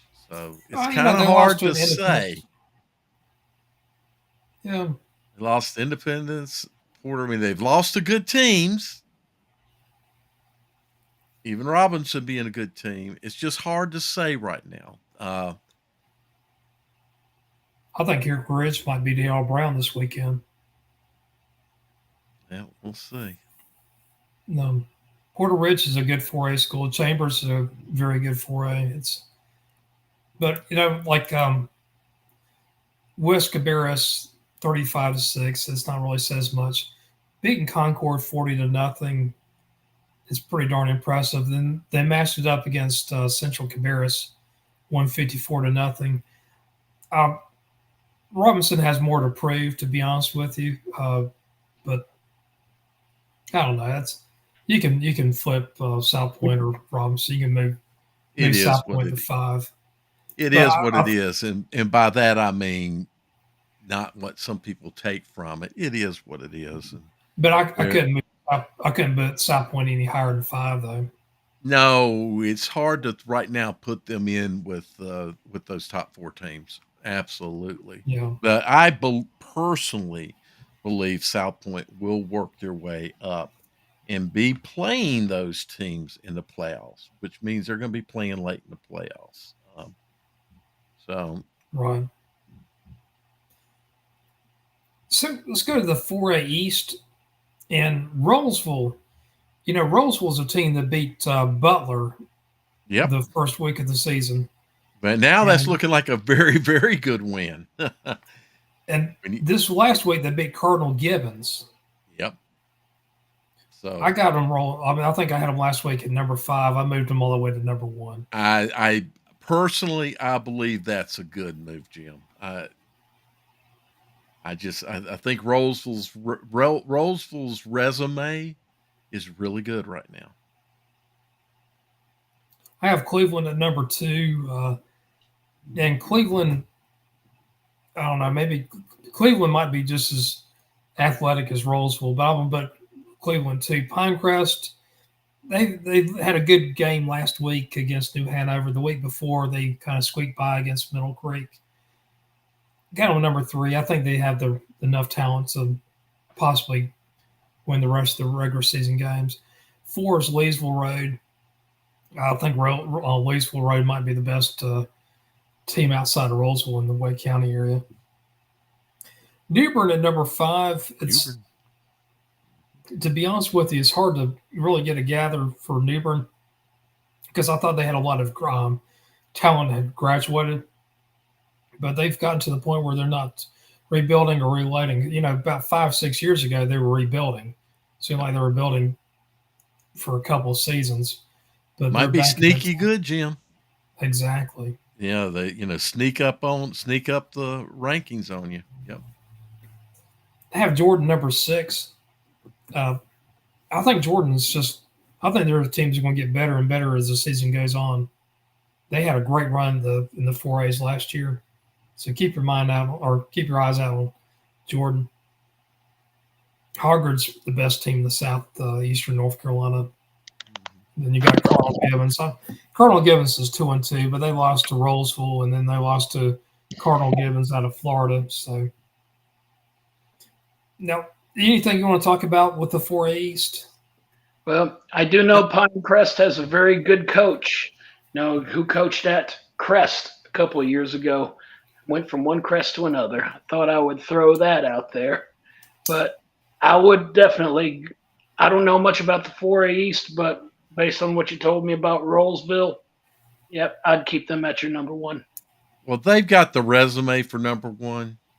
Every year, I get behind Pinecrest, and I don't know. I mean, I think I think that's a solid ranking for them, and they could sneak up as well. But Roseville right now is kind of like earned my. I agree with you, Jim. I think your whole rankings there. You know, my grandfather from the year Pinecrest opened from '69 until probably about '93 and '94, and went to every home game at Southern Pines Pinecrest. He loved high school football.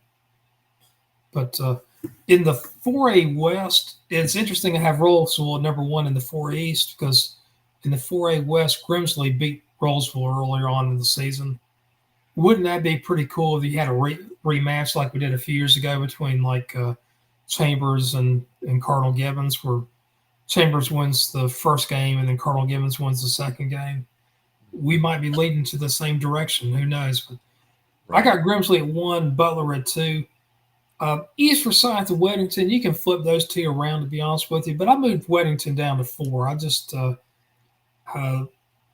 I think they have a little bit more to show to me right now than East Forsyth. And then 5 through 7 is kind of a crapshoot. I don't care how you pull Huff, Mallard Creek, or Chambers, and then Mount Tabor, number 8. I would drop Mallard Creek down. Some. Would you? Yeah. It's hard on Weddington because, if Butler and Weddington play again, it's a good chance Weddington wins the game. Those two teams are really proved to be close to each other, and that proved to be a great high school football game. Huff and Chambers, I think, still have, and Chambers, question is, what do we need to prove? But they still have something to prove. I don't know. I saw some weaknesses Friday night in Mallard Creek, and we'll just see. I still think they're a top 10 team right now. Is East Forsyth 3? You do me a favor, Dale, and share everybody's Bob Duckworth's last comments. Yeah. That's a good one. Yeah, I saw it. Hey, Bob, just ask Joe Glass if he needs any more locker room material. I'll be glad to say something. So you want him to win? I have a lot of respect for Joe Glass. I'm not saying you don't. Who knows? He might give you a glass-shattering victory. Wouldn't surprise me. And that's a very good use of words there, Jeff. The one thing I will say about the 4A West is it's going to be tough to get through that in the playoffs. I think that's a lot more brutal group of teams than are the teams in the 4A East. Brutal meaning physicality of the teams. There is a lot of that in these teams right here. So when was the last time we discussed top 4A teams, both in the East and the West, without mentioning Richmond? I'm glad. I was just thinking about them. The last time, 1971, before Richmond even exists. Well, no, for the last couple of years, Richmond's been down. Not since the spring COVID. Ever since the spring COVID season. Richmond. Their last 3 seasons have been kind of. I think Myers Park might be a little better than I would give them credit for. I expected Myers Park to win the game. I didn't think they'd win the game as handily as they did. So Myers Park might be a little better, but then Richmond might also even be a little. I don't want to use that word worse, but it's not up to par. It's not up to par. Well, I have a friend that lives in Rockingham, and he said that every house or every yard in Rockingham the grass is just as green as you can ever imagine. All the Raider Tears have been watering the lawn really well during this the last month or so. All from Tears? Yeah. I got you. Don't need to water the yard at all. That's a beautiful way to put it. It's been a bad season, tough season for them. It's been a tough toe the last few seasons. If Richmond plays their cards right, they might beat Southern Lee. They'll destroy Southern Lee. But think so? Western Hornets, Seaforth, they lost to 1A Eastern Randolph, beat Fairmont. Yeah, I think Fairmont. I think Richmond will win probably 2-3 touchdowns. Click the preview. Click that preview button right there between the two. Yeah. All right, scroll down. Let me look at a few things here first. Scroll back up. Let me see. Are you at the very top? Because I get to see everything, like where they're ranked in these power rankings. Um, I can find the power yeah, rankings. no, it'll show up in here. It shows up in here. Scroll down just a little bit. All that's in here. Oh, here it is. Yep. So you may be right there. They are ranking higher. In class, though, they're okay. And keep going. Southern Lee's 3A and Richmond's 4A. Right, 4A. Yeah, exactly. Keep going. Let's see. I don't think they've played any common opponents. No, they haven't played anybody in common. That's down at the bottom. Yeah, because they haven't. Richmond hasn't played any of these four Right. teams. Okay, you may be right. They might win that game. Just looking at that, I always look at the preview of games. Yeah. And because you can see lots of stuff. If the teams post the information, you can even see comparison of offensive and defensive stats, etc. But Jeff, to your point, last season we weren't really talking about Richmond either, or the season before. I think that's right. I think this is the third season in a row. Am I right, Jim? Look at go up to the upper left there where it says 22-24 scheduling. Change it to. This is a 2021. They went 10-2 that year. Yeah, and then so 21. Last year they were not very good. Right, last year they were 5-6 last year. And 5-6 looks like a stretch right now, doesn't it? Let's look at their schedule here. I mean, I think they'll beat Southern Lee. Not weak. They got Pinecrest and so Southern Pine. They'll get a win at Southern Lee. Pinecrest. I mean, I don't think they're going to win that game. Hoke County is probably they probably will be a favorite, but I wouldn't call that an automatic win. Union Pines, they'll beat Union Pines. Lee County is that should be a pretty decent game, to be honest. Yeah, I'm thinking Lee County and Scotland are going to be tough. Lee County, Scotland, and Pinecrest are going to be tough games. See, the state of North Carolina, Lee County is 105 and Richmond's at 156. Lee County being the 3A and Richmond 4A. Right. It's going to be a decent game. I might. What was that game over down in Sanford? I might go to that game, to be honest with you. I might go down on October 13th. Well, I think those will be three tough games for them. Then Scotland. So to me, Pinecrest is loss number 5. Scotland's loss number 6, and Lee County might be the 7th loss. 3 and 7 might be what we're looking at. Probably 4 and 6 right now. Somewhere in that range, yeah. Yeah. I'm wondering if Anson and Richmond would actually be a good game now. Oh, Richmond would beat the hell out of Anson.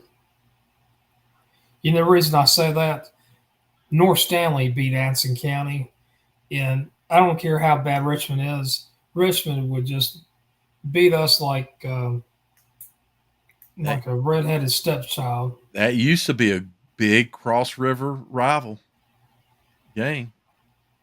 Good game back in the. Back when you had Ed Emery and guys, but yeah, back in the 90s. So, to me, the top 4, you can actually make an argument for Huff in number 5 being in there, but that's going to be a hard group to break out of. Well, and you got other teams like too. Yeah, there's a lot. The 4A is deep. That's the thing about it. Is 4A is deep. You got teams like Watauga. You got Independence. They're not even ranked here. Marvin Ridge, Porter Ridge, Mooresville. Yep, Mooresville. Mooresville. Don't. I think the top 20 to 25 teams are all really good football teams. This might be one of the better brackets. One of the better years. You can go to rankings. We're there, and so here's 4A. Yeah, so as you roll down that list there, you'll see I question number 9, but okay, it all works itself I, out. I forgot about Catholic. I think they're a little bit down this year. They are. Um, Lake Norman at number 12. I question that, to be honest with you. they beat Statesville. Dadgummit. Still sticks in me. Mooresville, Holly Springs up there. Not that I'm a Statesville fan. It's just that I picked them. Well, here's a team in the West Forsyth. Yeah, pay attention to them. They got Pinecrest at number football. 20. I don't know. Yeah, see, all the way down to 25, though. Those are good teams. And if you go ahead and click the second group, because there's some good teams sitting in there. Millbrook's not that good. Myers Park. I mean, let's look at Myers Park really quick. They haven't played a bad. No, they played a tough schedule. So I mean, Charlotte Christian. That's not a bad loss. Huff is not a bad loss. Sun Valley, I think, is a bad loss. I think they should have beaten Sun Valley. But they probably are good where they're ranked. You know, so I'm looking at, I say Sun Valley is a bad loss, but heck, Sun Valley is Sun Valley's got another one of those schools that's got a good thing going right now. Kind of like East Gaston. Could we see Myers Park doing the same thing that they did in 2005, like be an underdog, like be a 12 seed, and then go down to Richmond and beat Richmond? That's what they did. I remember that, Jeff. I remember I had a soft spot for Providence back in the day, and Providence, they had a hell of a year that year, going 9-1, and then they faced Myers Park in the first round, and then Myers Park just whipped them 35-21. So Providence came so close to ending the Independence streak at Independence. In Providence, I think a bad official call cost them at the end, but Providence jumped up in that game 21-0. Yeah, guys, I'm looking at the 3As right now. I'm looking at the top 17. South Point is number 16 here. Mm-hmm. They have Oak Grove ahead of them. Eastern Guilford, which I disagree with that. West Henderson, Robbins, East Lincoln, West Charlotte's, Kings Mountain, Dudley, and Crest. So, back about South Point, they got more to prove for me right now. Well, they will. I think they will prove it too. I think that's but that's the thing. That's why you play the game. Right. We do an opinion, and they do a fact.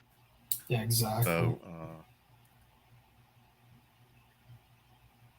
looking down here, anything really surprised me? Williams, I had a little bit higher expectations for them. They've been kind of average so far this year. So let's look at. And guys, this is just what we do. If anybody is new listening, we just talk. It's kind of like we were sitting around a table talking. It's not scripted. Look at that right there. They have Clinton number 1, and they have Shelby at number 5. Yeah, well, that's strength of schedule. Because Shelby has played a tough schedule, exactly. Yeah. So you don't get hurt so bad in these kind of rankings by losing. As long as you're losing to good teams and you're not getting destroyed, it can actually help you. You can see teams move up with a loss because of who they lost to and how they lost to it. This is the closest Look at East we've Gaston. got. Yeah. Have East Gaston number 10.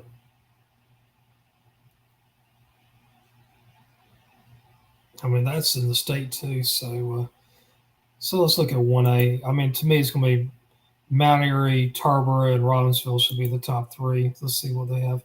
Well, Well, You're pretty Tarboro much should be right. number one. Got Mount Airy number one, but okay, it's what the statistics say. Um, and the statistics actually are a big gap between the two, 15 and 10 for their power rankings. So Tarboro's just going to have to whoop up some more people with bigger numbers to increase that ranking. Right. Uh, Corvian Community, are they playing in the? I don't know. I honestly don't know much about them. They're over by Ardrey, I believe it is. Oh heck, they're playing the 1As. Yeah. Didn't Corby and Christian play East Gaston, and then East Gaston just whooped up on them 34-7? That's exactly what they did. I did not realize they were in the association. By the way, Jeff is apparently not seeing the screen because he's using his phone, I think. Using the Okay. phone. And so Jeff knew that off the top of his head. That's what I like about Jeff. Jeff's got a fantastic memory. They're a pretty good 1A team. I mean, they beat Garinger 58-0. That's a 1A school right there.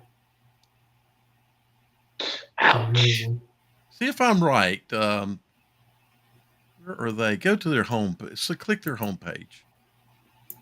Click the home button there, and just so I can see your address. Also, I think they're over by Ardrey. I don't really know much about them. Trying to do the homepage here. Should be where they're located. Go to the more maybe.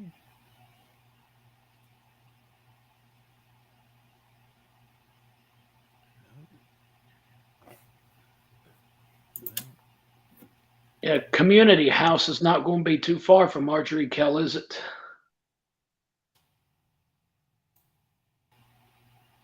For some reason, I think they're near Ardrey, Corvin, but I may be wrong.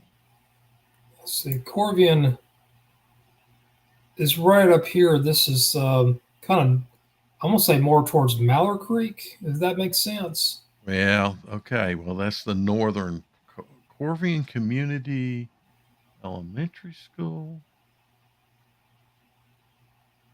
They're kind of, I thought they're northwest, I guess. That's what it looks like. Yeah, so it may be Community House that's near Ardrey. I don't know. But I guess we won't get to see my favorite mascot or school opening up in that area. Which mascot is that?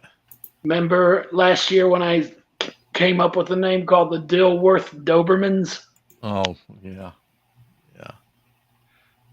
I've been wanting to have a school get that Dobie mascot because I don't think there is one. I was going to lead into on the East Gaston about them. It just kind of dawned on me, the East Gaston's the Warriors, and Yes. South Point's the Red Raiders. Yes. And West Mecklenburg, the school I went to, which is just across the river from East Gaston, was the Indians. All those schools are right on the Catawba River, and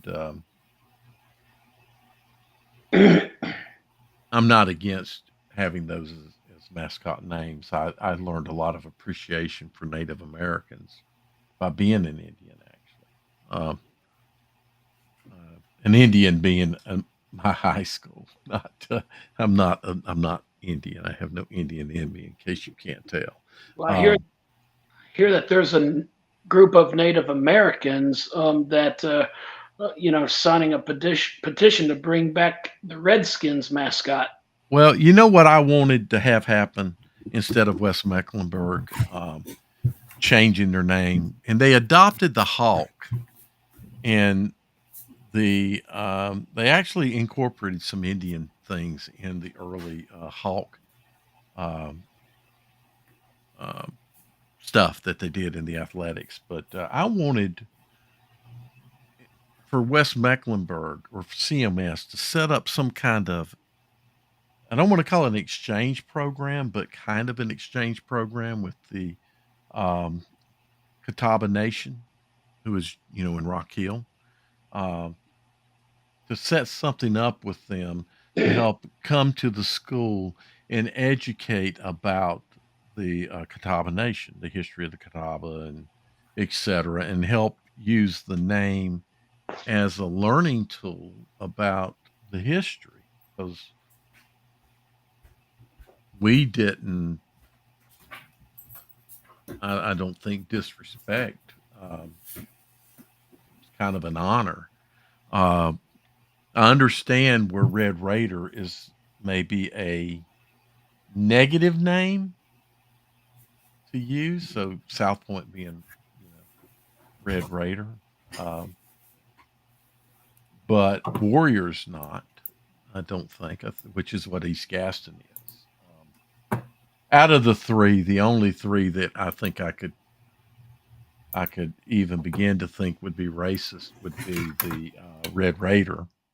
Um, but properly handled, still some learning could be done there. So that's what I wanted instead of changing the name at West Mecklenburg. I wanted the school to do an exchange program of learn, and maybe not an exchange, but just an import. Bring some people from the Catawba Nation and teach about the Catawba, because that's all three of those schools drew from the Catawba Nation, their names. So anyway, that was in mascots and names. I was going to lead in with the Warriors, um, them being the Warriors still.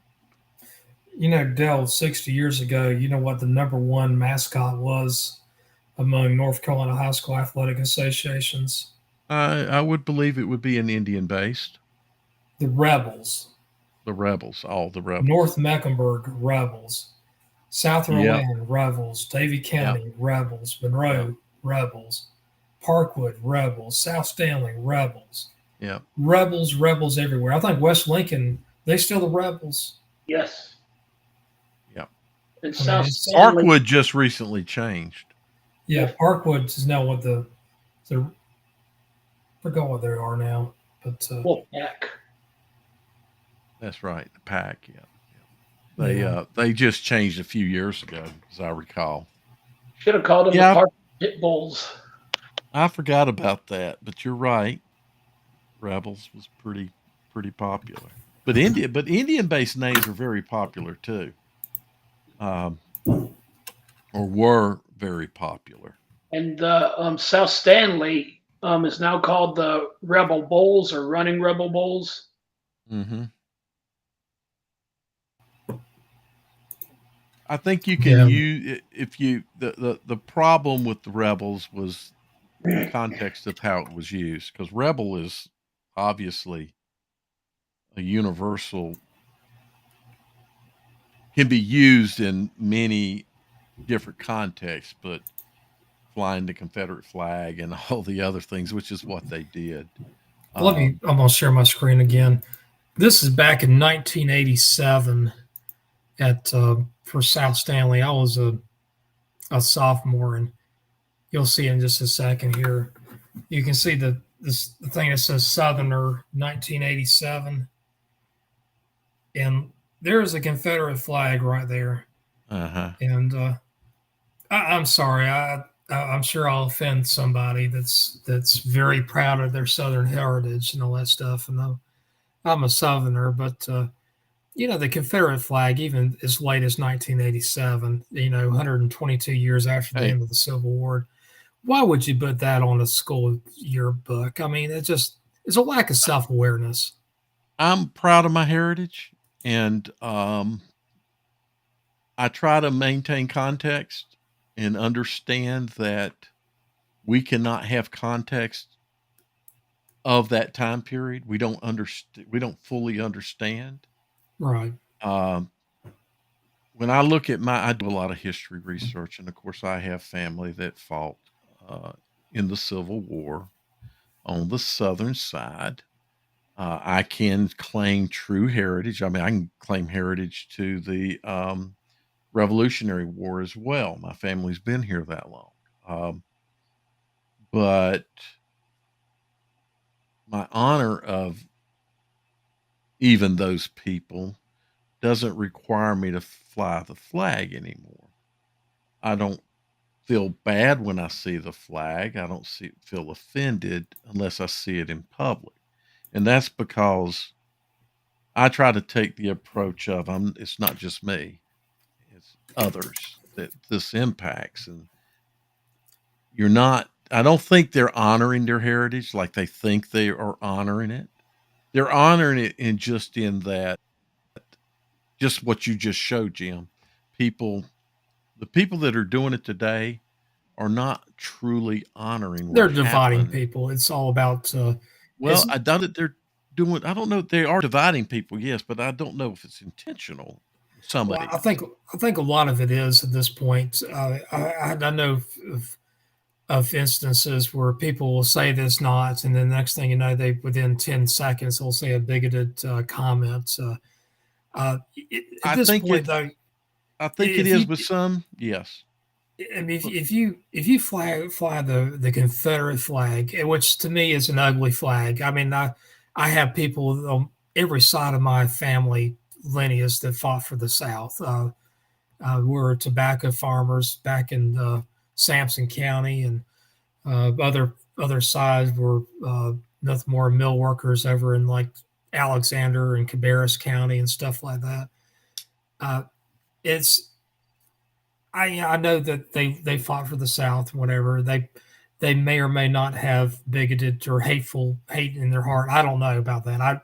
Because I don't know it at this time. If I flew something like that, I wouldn't be honoring uh, my ancestors because I don't know a darn thing about them, to be honest with you, except for what history. But I would be disrespecting a whole hell of a lot of people, right. and people So that I don't even know that I don't want to disrespect. that's why I don't. But now, You know, what people are, I think, the ones that claim that they're honoring heritage, what I believe those people are actually doing is, because there was this time frame 50 years ago, let's say 40 years ago, when it was common to see it, you know, Daisy Duke and all this other little stuff. You saw people flying it because you could, because you were Southern, and this said I was Southern. That's what they're honoring. It's not what happened in 1860 through 1865. It's not that. so you think they lack context about what it They don't means? understand the context of what their context of honoring heritage is really what their grandparents did. And maybe their parents did, and not Yeah, what their great great great grandparents did. That's my right. belief. They felt like, well, I could do it then and I could do it now. And they think they are, and they may try to throw in, but how much do they really know about what happened? How many battlefields have they actually walked? And, I've walked a number of them. Well, one of the biggest ends of the Civil War is within 7 miles of my house over at Bennett Point over in Durham Mhm.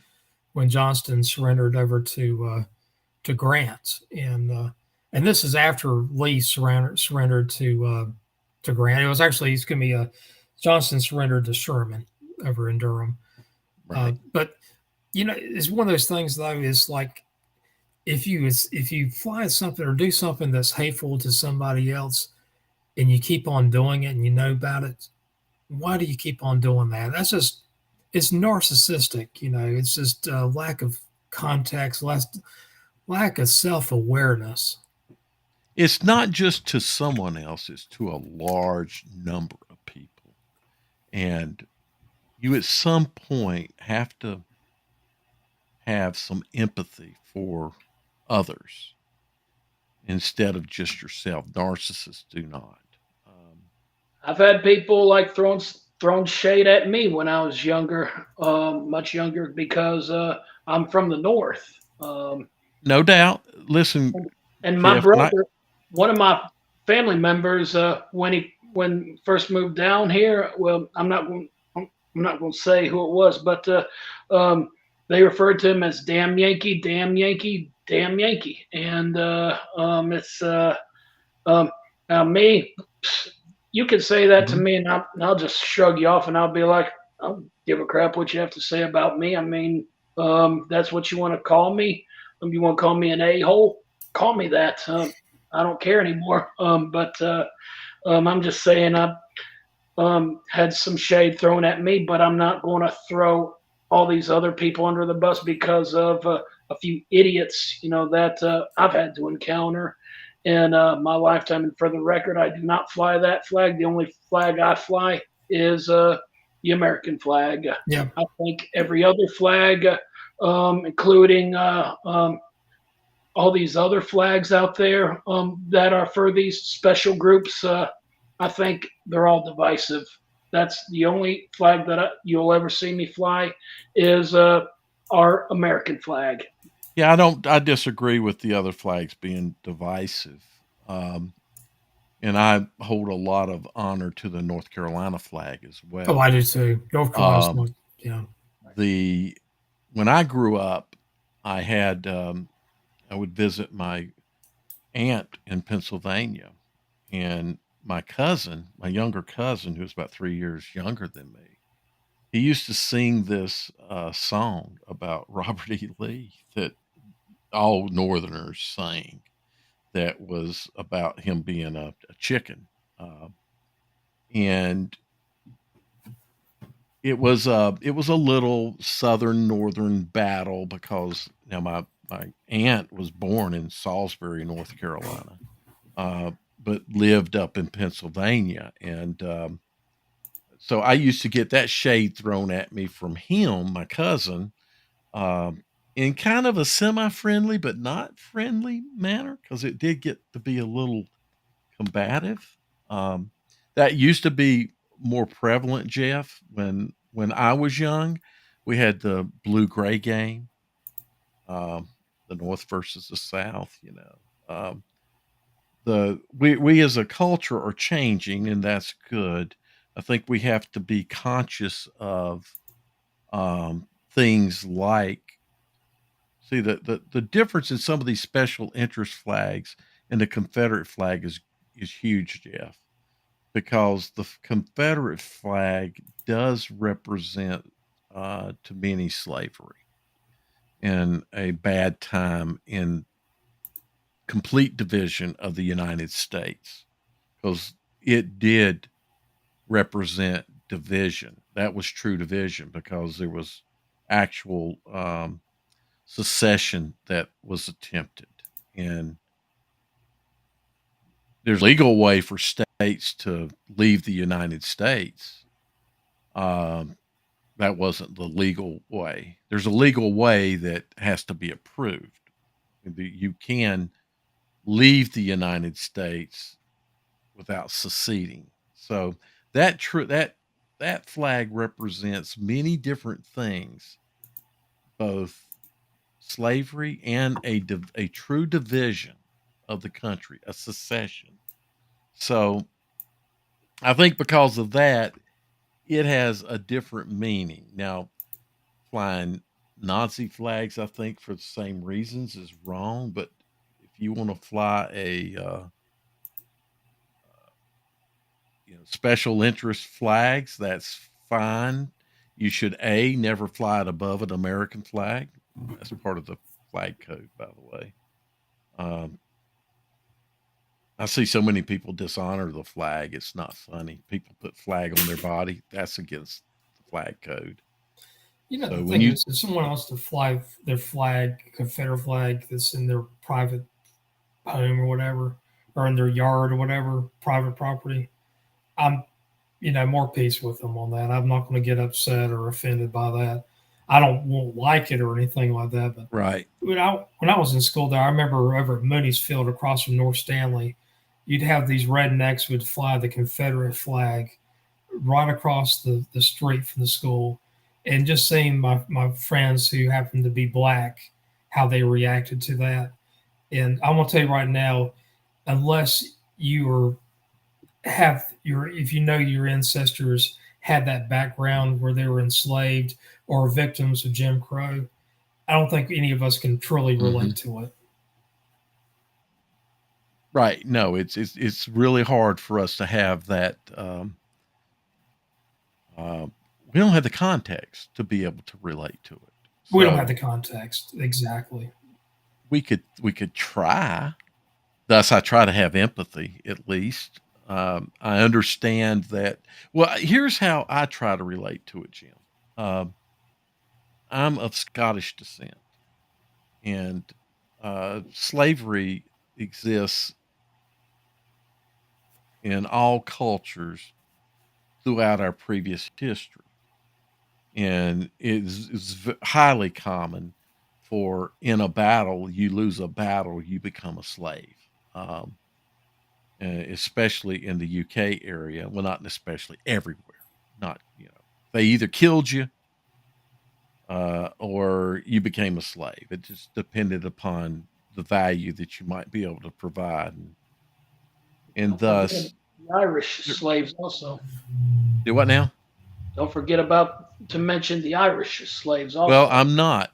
The Irish were the most heavily enslaved of the UK, and millions went down into the Caribbean. I have a great story about that. I was teaching a class, and I love my history, and I've done the DNA stuff, and I was teaching a class at down in Georgia at a toilet manufacturer, Toto, and the Japanese toilets, and there was a guy in there who was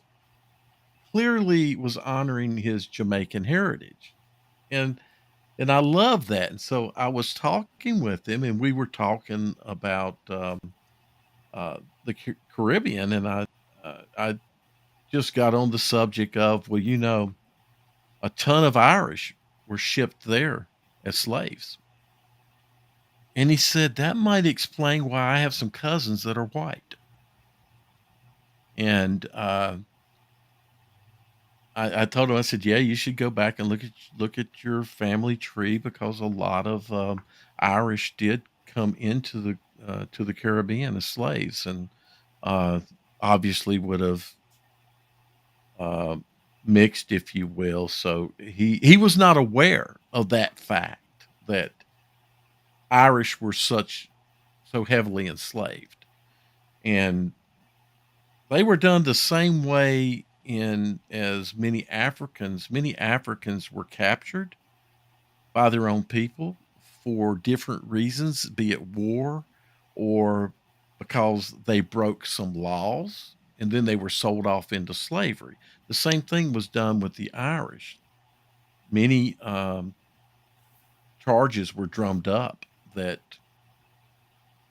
just made up. And imagine living in the 16th and 17th century where you didn't have internet and computer and other resources to be able to help defend yourself, and someone of power says this person broke this law, kind of like the It's Salem called the witch. 1980s, Dale. Well, it still existed, and that's the thing. And so you see, I try to apply that context, Jim, Yeah, because I know that context from my own people's history, right. and I try to apply that context to what happened to the African descent that came here, and even through the Jim Crow time. But you can't live that because this is where this is where people don't understand privilege. I see so many people talk about, well, I don't have this and I don't have that. I would certainly trade my privilege card for that. That's not what privilege means. Privilege meant that you could go drive down a street at night and not get pulled over to police. But a black had an issue with that. That's privilege. That's what the privilege means. It doesn't mean that you're high society, you got a whole bunch of things. It meant that you could operate in society. It means you can operate within society without having to worry about having things falsely accused against you. That is what privilege is. Uh, and that bothers me so much when people talk about, well, I don't have privilege. You did, and you do. You also had the privilege that your parents, at least, and your grandparents and your great grandparents were able to function in society. Now, whether they functioned and raised themselves up is one thing, but those people's grandparents and grandparents and great grandparents, etc., did not. And thus, as a culture, they were held way back against where we are with education. So I see this, Jim, and it's hard to, because you didn't have that happen to you, it's hard to understand it. That's why it's hard Yeah. for people to understand what privilege means. And they apply privilege to being, oh, you were born to a rich person. Yeah, that's another form of privilege. Um, but the privilege that's talked in the context of race is what we just mentioned. Jim Crow, no Jim Crow. We didn't have a Jim Crow against us here in the U.S. We did in Ireland. We did in Scotland. Yeah, we had those situations, but I'm passionate about this too, if you can't tell. Yeah. Carrie says 100%. Bob made a great comment here about finding fault in others and overlooking their own fault. That's true. Yeah. Sort of. I think really. I don't know. I just try to show some compassion now. Empathy. And not put Empathize for other people. Right. Yeah. They don't want to see it. And there's a large group, and there's a solid reason for them that it's not because what they see is they don't know you yet, but they will automatically form a negative opinion about you too. Yeah. Which is another problem, that people form opinions too quickly. Kind of, again, going to Bob's statement, get to know the person. This is another thing I would like for, this is kind of stuff, Jim, I've been talking about, you and I Right. could talk about separately from high school athletics, because we don't want to bore our fans. Oh yeah, with politics, but it's with amazing how politics. What should be not a liberal conservative arguments becomes a political arguments, and people take it from one side to another. And it's like for civil rights. If you go back in the '60s, you had conservatives in the North that would support civil rights, the Civil Rights Act. You had he was a guy who used to be the minority, Everett Dirksen in the U.S. Congress, Republican from Illinois, conservative. He was a big champion of civil rights. A lot of good people. They bit away partisan politics to get the civil rights bill. Back then, it was pretty much a South versus everybody else's issue.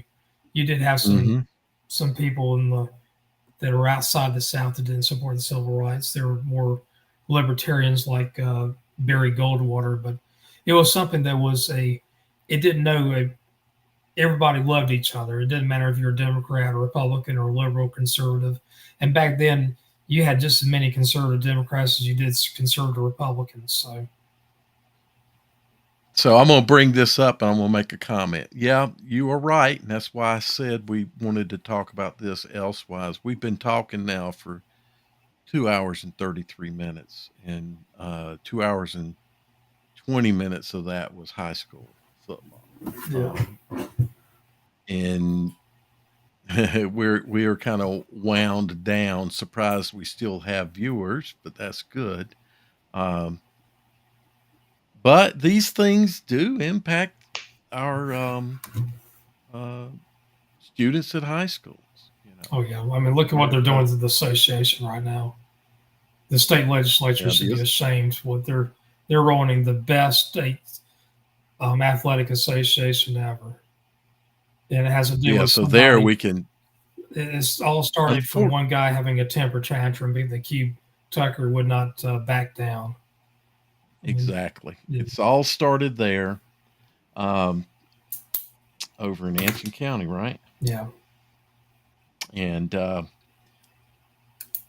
it's it's a highly political move to crush the best state association, and they're doing it. They're doing a good job of. Oh yeah, they're succeeding beyond their wildest dream. Yeah, they're succeeding, and that's sad. So politics, unfortunately, are impacting our high school athletics directly, 100% directly. This legislature that we have embodied in North Carolina is uh, Yeah. dead set on destroying it, and they will. It's already headed that way. So unfortunately, politics in all forms impacts the high school situation. To me, it really is, Jim. This bothers me that next season or the season after, I think each season is going to get worse. And Yeah. where's it going to be in 5 or 10 years? It's not going to be the association we've known for the last ever since we were able to get some unity, and not have the Western version of the NCHSAA. We were, able to bring everybody together. Since Um, 1977, then. that when that was Yeah, 77, it was. 76 I was know. It was, 76 was the last yeah, football season. yeah. It was right around my time when I was in high school. So we've had unity across the state. Um, we've had an association that has built some extreme integrity into the game. Without question, I think before this move by the legislature, Jim, it was the best association in the country. Now, I would let somebody challenge me that there's equal, but you wouldn't find many if there are. Um, very professionally ran. So that's a sad thing that politics in many forms. That one being a revenge, started as revenge. Yeah. Uh, Well, and I keep in contact with some of my legislatures. I can definitely ask them a question, about that. I mean, because there's stuff that's passed that I do agree on, and then there's stuff, that I have questions about. I mean, doesn't mean that I'm just going to go along to get along with everything, but I asked the question about the background checks, and he says, "Do you just want some um, random yahoo out there, like being near your kids?" And just wonder if there were some people, getting passes and all that, and not really doing anything, just enjoying the ride and not contributing. I'm wondering if part of that plays into, the background checks that we had to go through. And I actually, no, that it's purely a safety thing. A number of schools and um, LEAs, more not schools, but LEAs, uh, require background checks for certain interaction of of people with students. Um, so everybody, even a volunteer assistant on a football staff, has to go through a background check. Yeah, I support that. Um, I have no problem with that at all. and the fact that I don't have a problem with the background. Of course, I've been through background checks. I've been through some pretty extensive background checks through my work that I've had. Not my work has done, but the government has done, so that I can enter military installations to do things. So um, I'm not afraid of a background check because I know there's nothing in my background that's going to come up bad. But that's why, Jeff, that's why it exists, and I don't have a problem with that at all. If that was directed by the legislature or the NCHSAA, I felt like it should have been done a long time ago. Yeah, I Actually, agree. because a good I worry safeguard. I worry, Jim, that I bring somebody on and get them a pass, and I know them, but I don't know them. That was starting to worry me, and so the background check takes care of that, hopefully, to a Yeah. degree. That removes that responsibility now to the NCHSAA. Now, But Jeff, what should not be happening is the day-to-day operations of the NCHSAA should not be ran by our government, and No. it is. They can argue, but see, the thing is the NCHSAA is not just for public schools. Granted, 99% 99.5% basically. are 4 or 5 public schools schools. don't go in there. Yeah. Yeah, but the parochial schools do.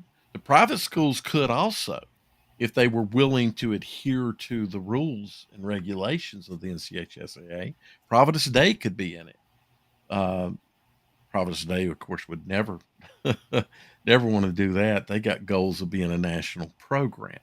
So, because of that, the NCHSAA is a separate entity of the public schools, primarily comprised of public schools, but it was a separate entity, managed itself or managed by the schools. The all the boards and everything come from the different LEAs that are involved.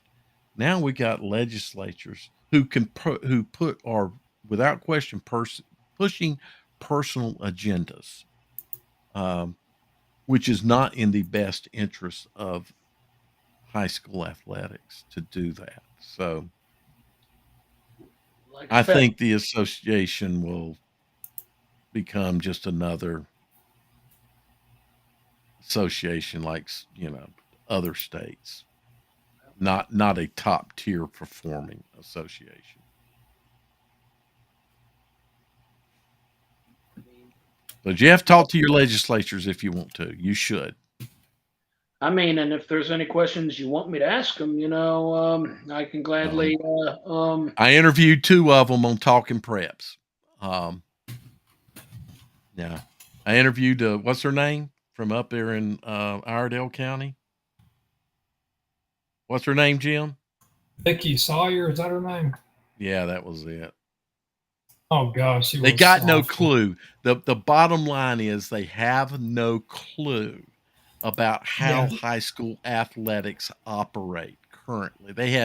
They literally they if they were to take a test on it, they would fail miserably, as in probably get a 10% check off on their test. That's how bad they understand, or that's how bad that lady who is influencing this understands high school athletics. It's horrible. She And she failed the doesn't test miserably. and she didn't even know the difference between a parochial school and a public school. Exactly, or a And private school, parochial yeah. and a Oh yeah, private school. private, yeah, exactly. Parochial and Exactly. private. I was like, really? There's a big difference between the two. And although people would tell her that, she could only follow her little her script or her talking points. Her bias, Um, it, where it her was bias is, where she's been programmed. yeah, it's been a program thing, and Ex- you know Exactly. I don't So, understand why so many people hate the Catholic schools so much, but they do. because they And don't the funny thing understand. They about it don't is, understand. Yeah. the, what Jim, was they so don't funny understand that that NCHSAA, I'll give it to you back, but the yeah, NCHSAA has a set of guidelines and regulations. You adhere to them, you can be a member. The Catholic schools do. Okay, Jim. well, I think the state association had about 50 or 60 million dollars of cash in their coffers, and the one time the legislature is like, we're going to pull it out and we're going to run it ourselves, or we're going to create another organization to run it. And I was like, you can do that, but I hope you know the North Carolina High School Athletic Association is still going to exist. It'll exist of 4 schools. You got Christ the King, Charlotte Catholic. You got uh, Bishop McGinnis and Colonel Gibbons, Mm-hmm. you're going to all those public schools are going to give those four parochial schools about $60 million. And I said it to somebody that hated Q Tucker, and all of a sudden it's like you can see their wheels spinning. Like, you know what, that West boy might have something there. Maybe we don't want to do that. I mean, Yeah. it's like, be self-aware, show, know what you're talking about. We see And it if you don't know, in national politics, in other politics, other political situations, to where the people don't really know what it is they are talking about and thus ruling on. This is important to us because this touches something we all love dearly, and that's high school athletics. And you shouldn't have people touching something and manipulating something that they don't understand what they're manipulating. They're doing it based on some personal agendas that are falsely created in their head about situations. So, right, um, I so mean, you Jim, got these, Jeff, there's nothing you can ask them that hasn't been asked already. yeah, You could ask them why the hell they can't educate themselves. That would be a good question. Why can't you educate yourselves on what the NCHSAA actually did and what the status of every high school actually is? Can they explain the difference in a parochial school and a private school? And that's why parochial schools exist within the NCHSAA. Why and are they allowed? ask them why they hate Q Tucker so much, because I love Q. Yeah. Well, And yeah. I'm Why do serious they about hate? that. If they tell you no, I don't hate her, I don't hate her whatsoever, they're lying to you, because they do. They have been A lot of those people have shown nothing but contempt towards her, and that's just And wrong because Q's a good person. that all derives from that little situation in Anson County. Yeah, Um, so it's a revenge thing. It's yeah. you Oh, it know just makes me furious just how they treated Q about that. They would not do that number with Simon Terrell or who was the guy before Q, Davis or whatever his name is. I can't remember what it is now, but they wouldn't try to do that number to either one of those guys. They did it on Q though because they thought they could intimidate her, and found out differently. yeah. How dare she stand up and tell them this is the way it is? Yeah, And she went by the book. And why can you fault someone that goes by the book? Those kinds of situations hurt lots of teams, but they're controllable by the team, not the NCHSAA. And the NCHSAA has to follow their rules and guidelines on how they handle situations. right. Um, it's going to be I think a slow decline or maybe a fast decline of what we see with high school athletics. Yeah, How are they going to get involved with the um, this whole come on Dale, NIL? Um, I don't know. I got news for you. I'm against NIL. I just don't like it for whatever reason. Well, I I don't think the NIL should be in high school sports. I think I just I believe once you get to the collegiate level, if they're making lots of money off your brand and all that, then you should get royalties. That's the NIL I do believe in, but I just personally I think it'll be it'll corrupt the system, I think, and then basically make the rich get richer and the poor get poor. Like the programs that have the name, that have the reputation of being good, they're going to always stay there, and then those that are trying to grow, well, might get stunted if they don't get into that NIL. And for college, like I said, I don't have any problem with that as long as it's just the brand. You're making money off anything they sell. You know, off your brand, but not do not make a salary on it. That you know that's a whole nother monster in of itself. And I could go deep down a rabbit hole, and I don't really want to because my daggum batteries get. Well, for me, I know why I didn't like it initially. It's because of where I come from and my deep-seated roots and integrity of the game. Um, but I understand that, like it or not, it's here, and it exists in other parts of the country. So, um, without question, it's going to exist here, right? So that it's like there's nothing we can do to keep it from coming. Not saying I like it, but I want to see it handled with some kind of integrity. And how's our state legislature going to handle that situation? Um, you know, I think the NCHSAA as its own entity by itself probably would have did a better job, and it may have been held off longer here than what it's being held off. People, I can see the argument. It's not. It's not good. I don't know.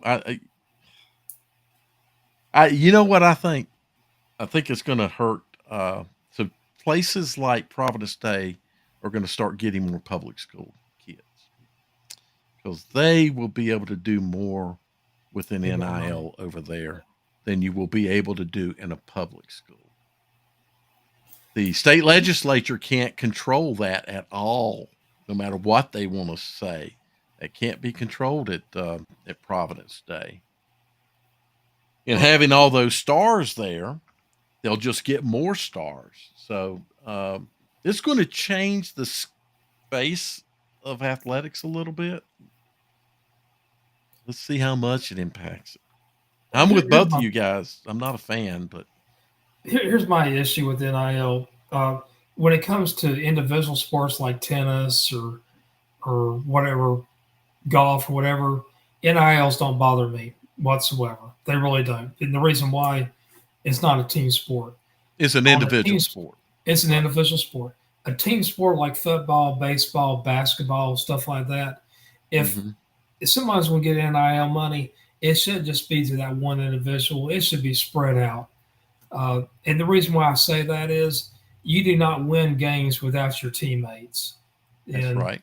it's, you got to make sure. I mean, if you want to give the stars a little bit more money than others, that's fine. But you're going to leave a lot of people out that are blocking for you. And if it wasn't for them blocking, you wouldn't get a cent because you'd be laid out in the grass somewhere. So, guys, this subject came up was discussed on Talking Preps this past week or the week before. Now I forget, but Langston quoted a number that what the average is $60 a player that gets an NIL. How frequent is the $60? I don't know. I guess it's the national average over all that have received something.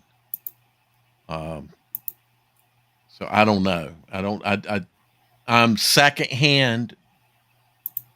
I'm taking information that Langston read as a fact and then just reciting it. So I have not verified it myself. Thus, I don't know enough context of what all it was.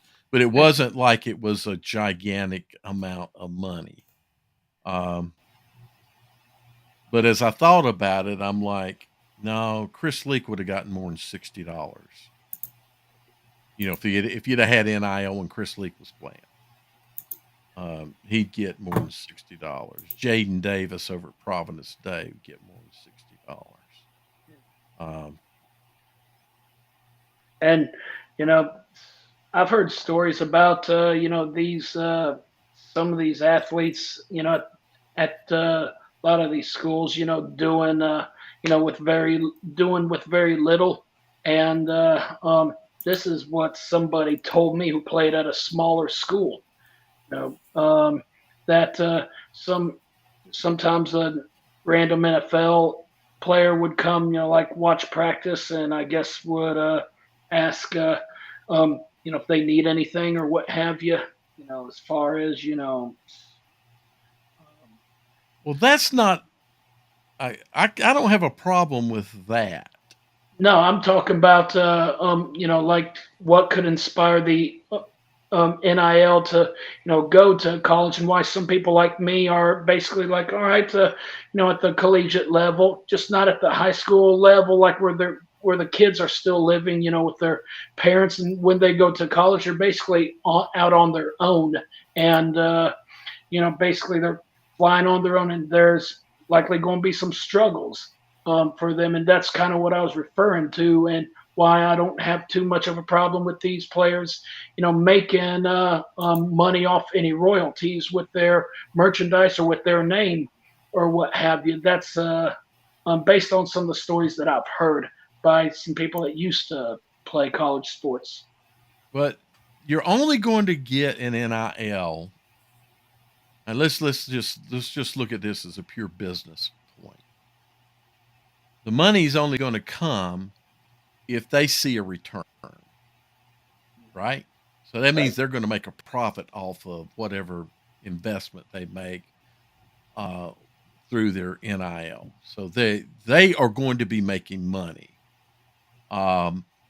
They're already making money off the backs Right, of college athletes. exactly. So, but I'm talking about for high school now, right now. So they're going to be making money, which means they're still going to, if you didn't have the NIL, they would still find a way to make the money because they see a business opportunity.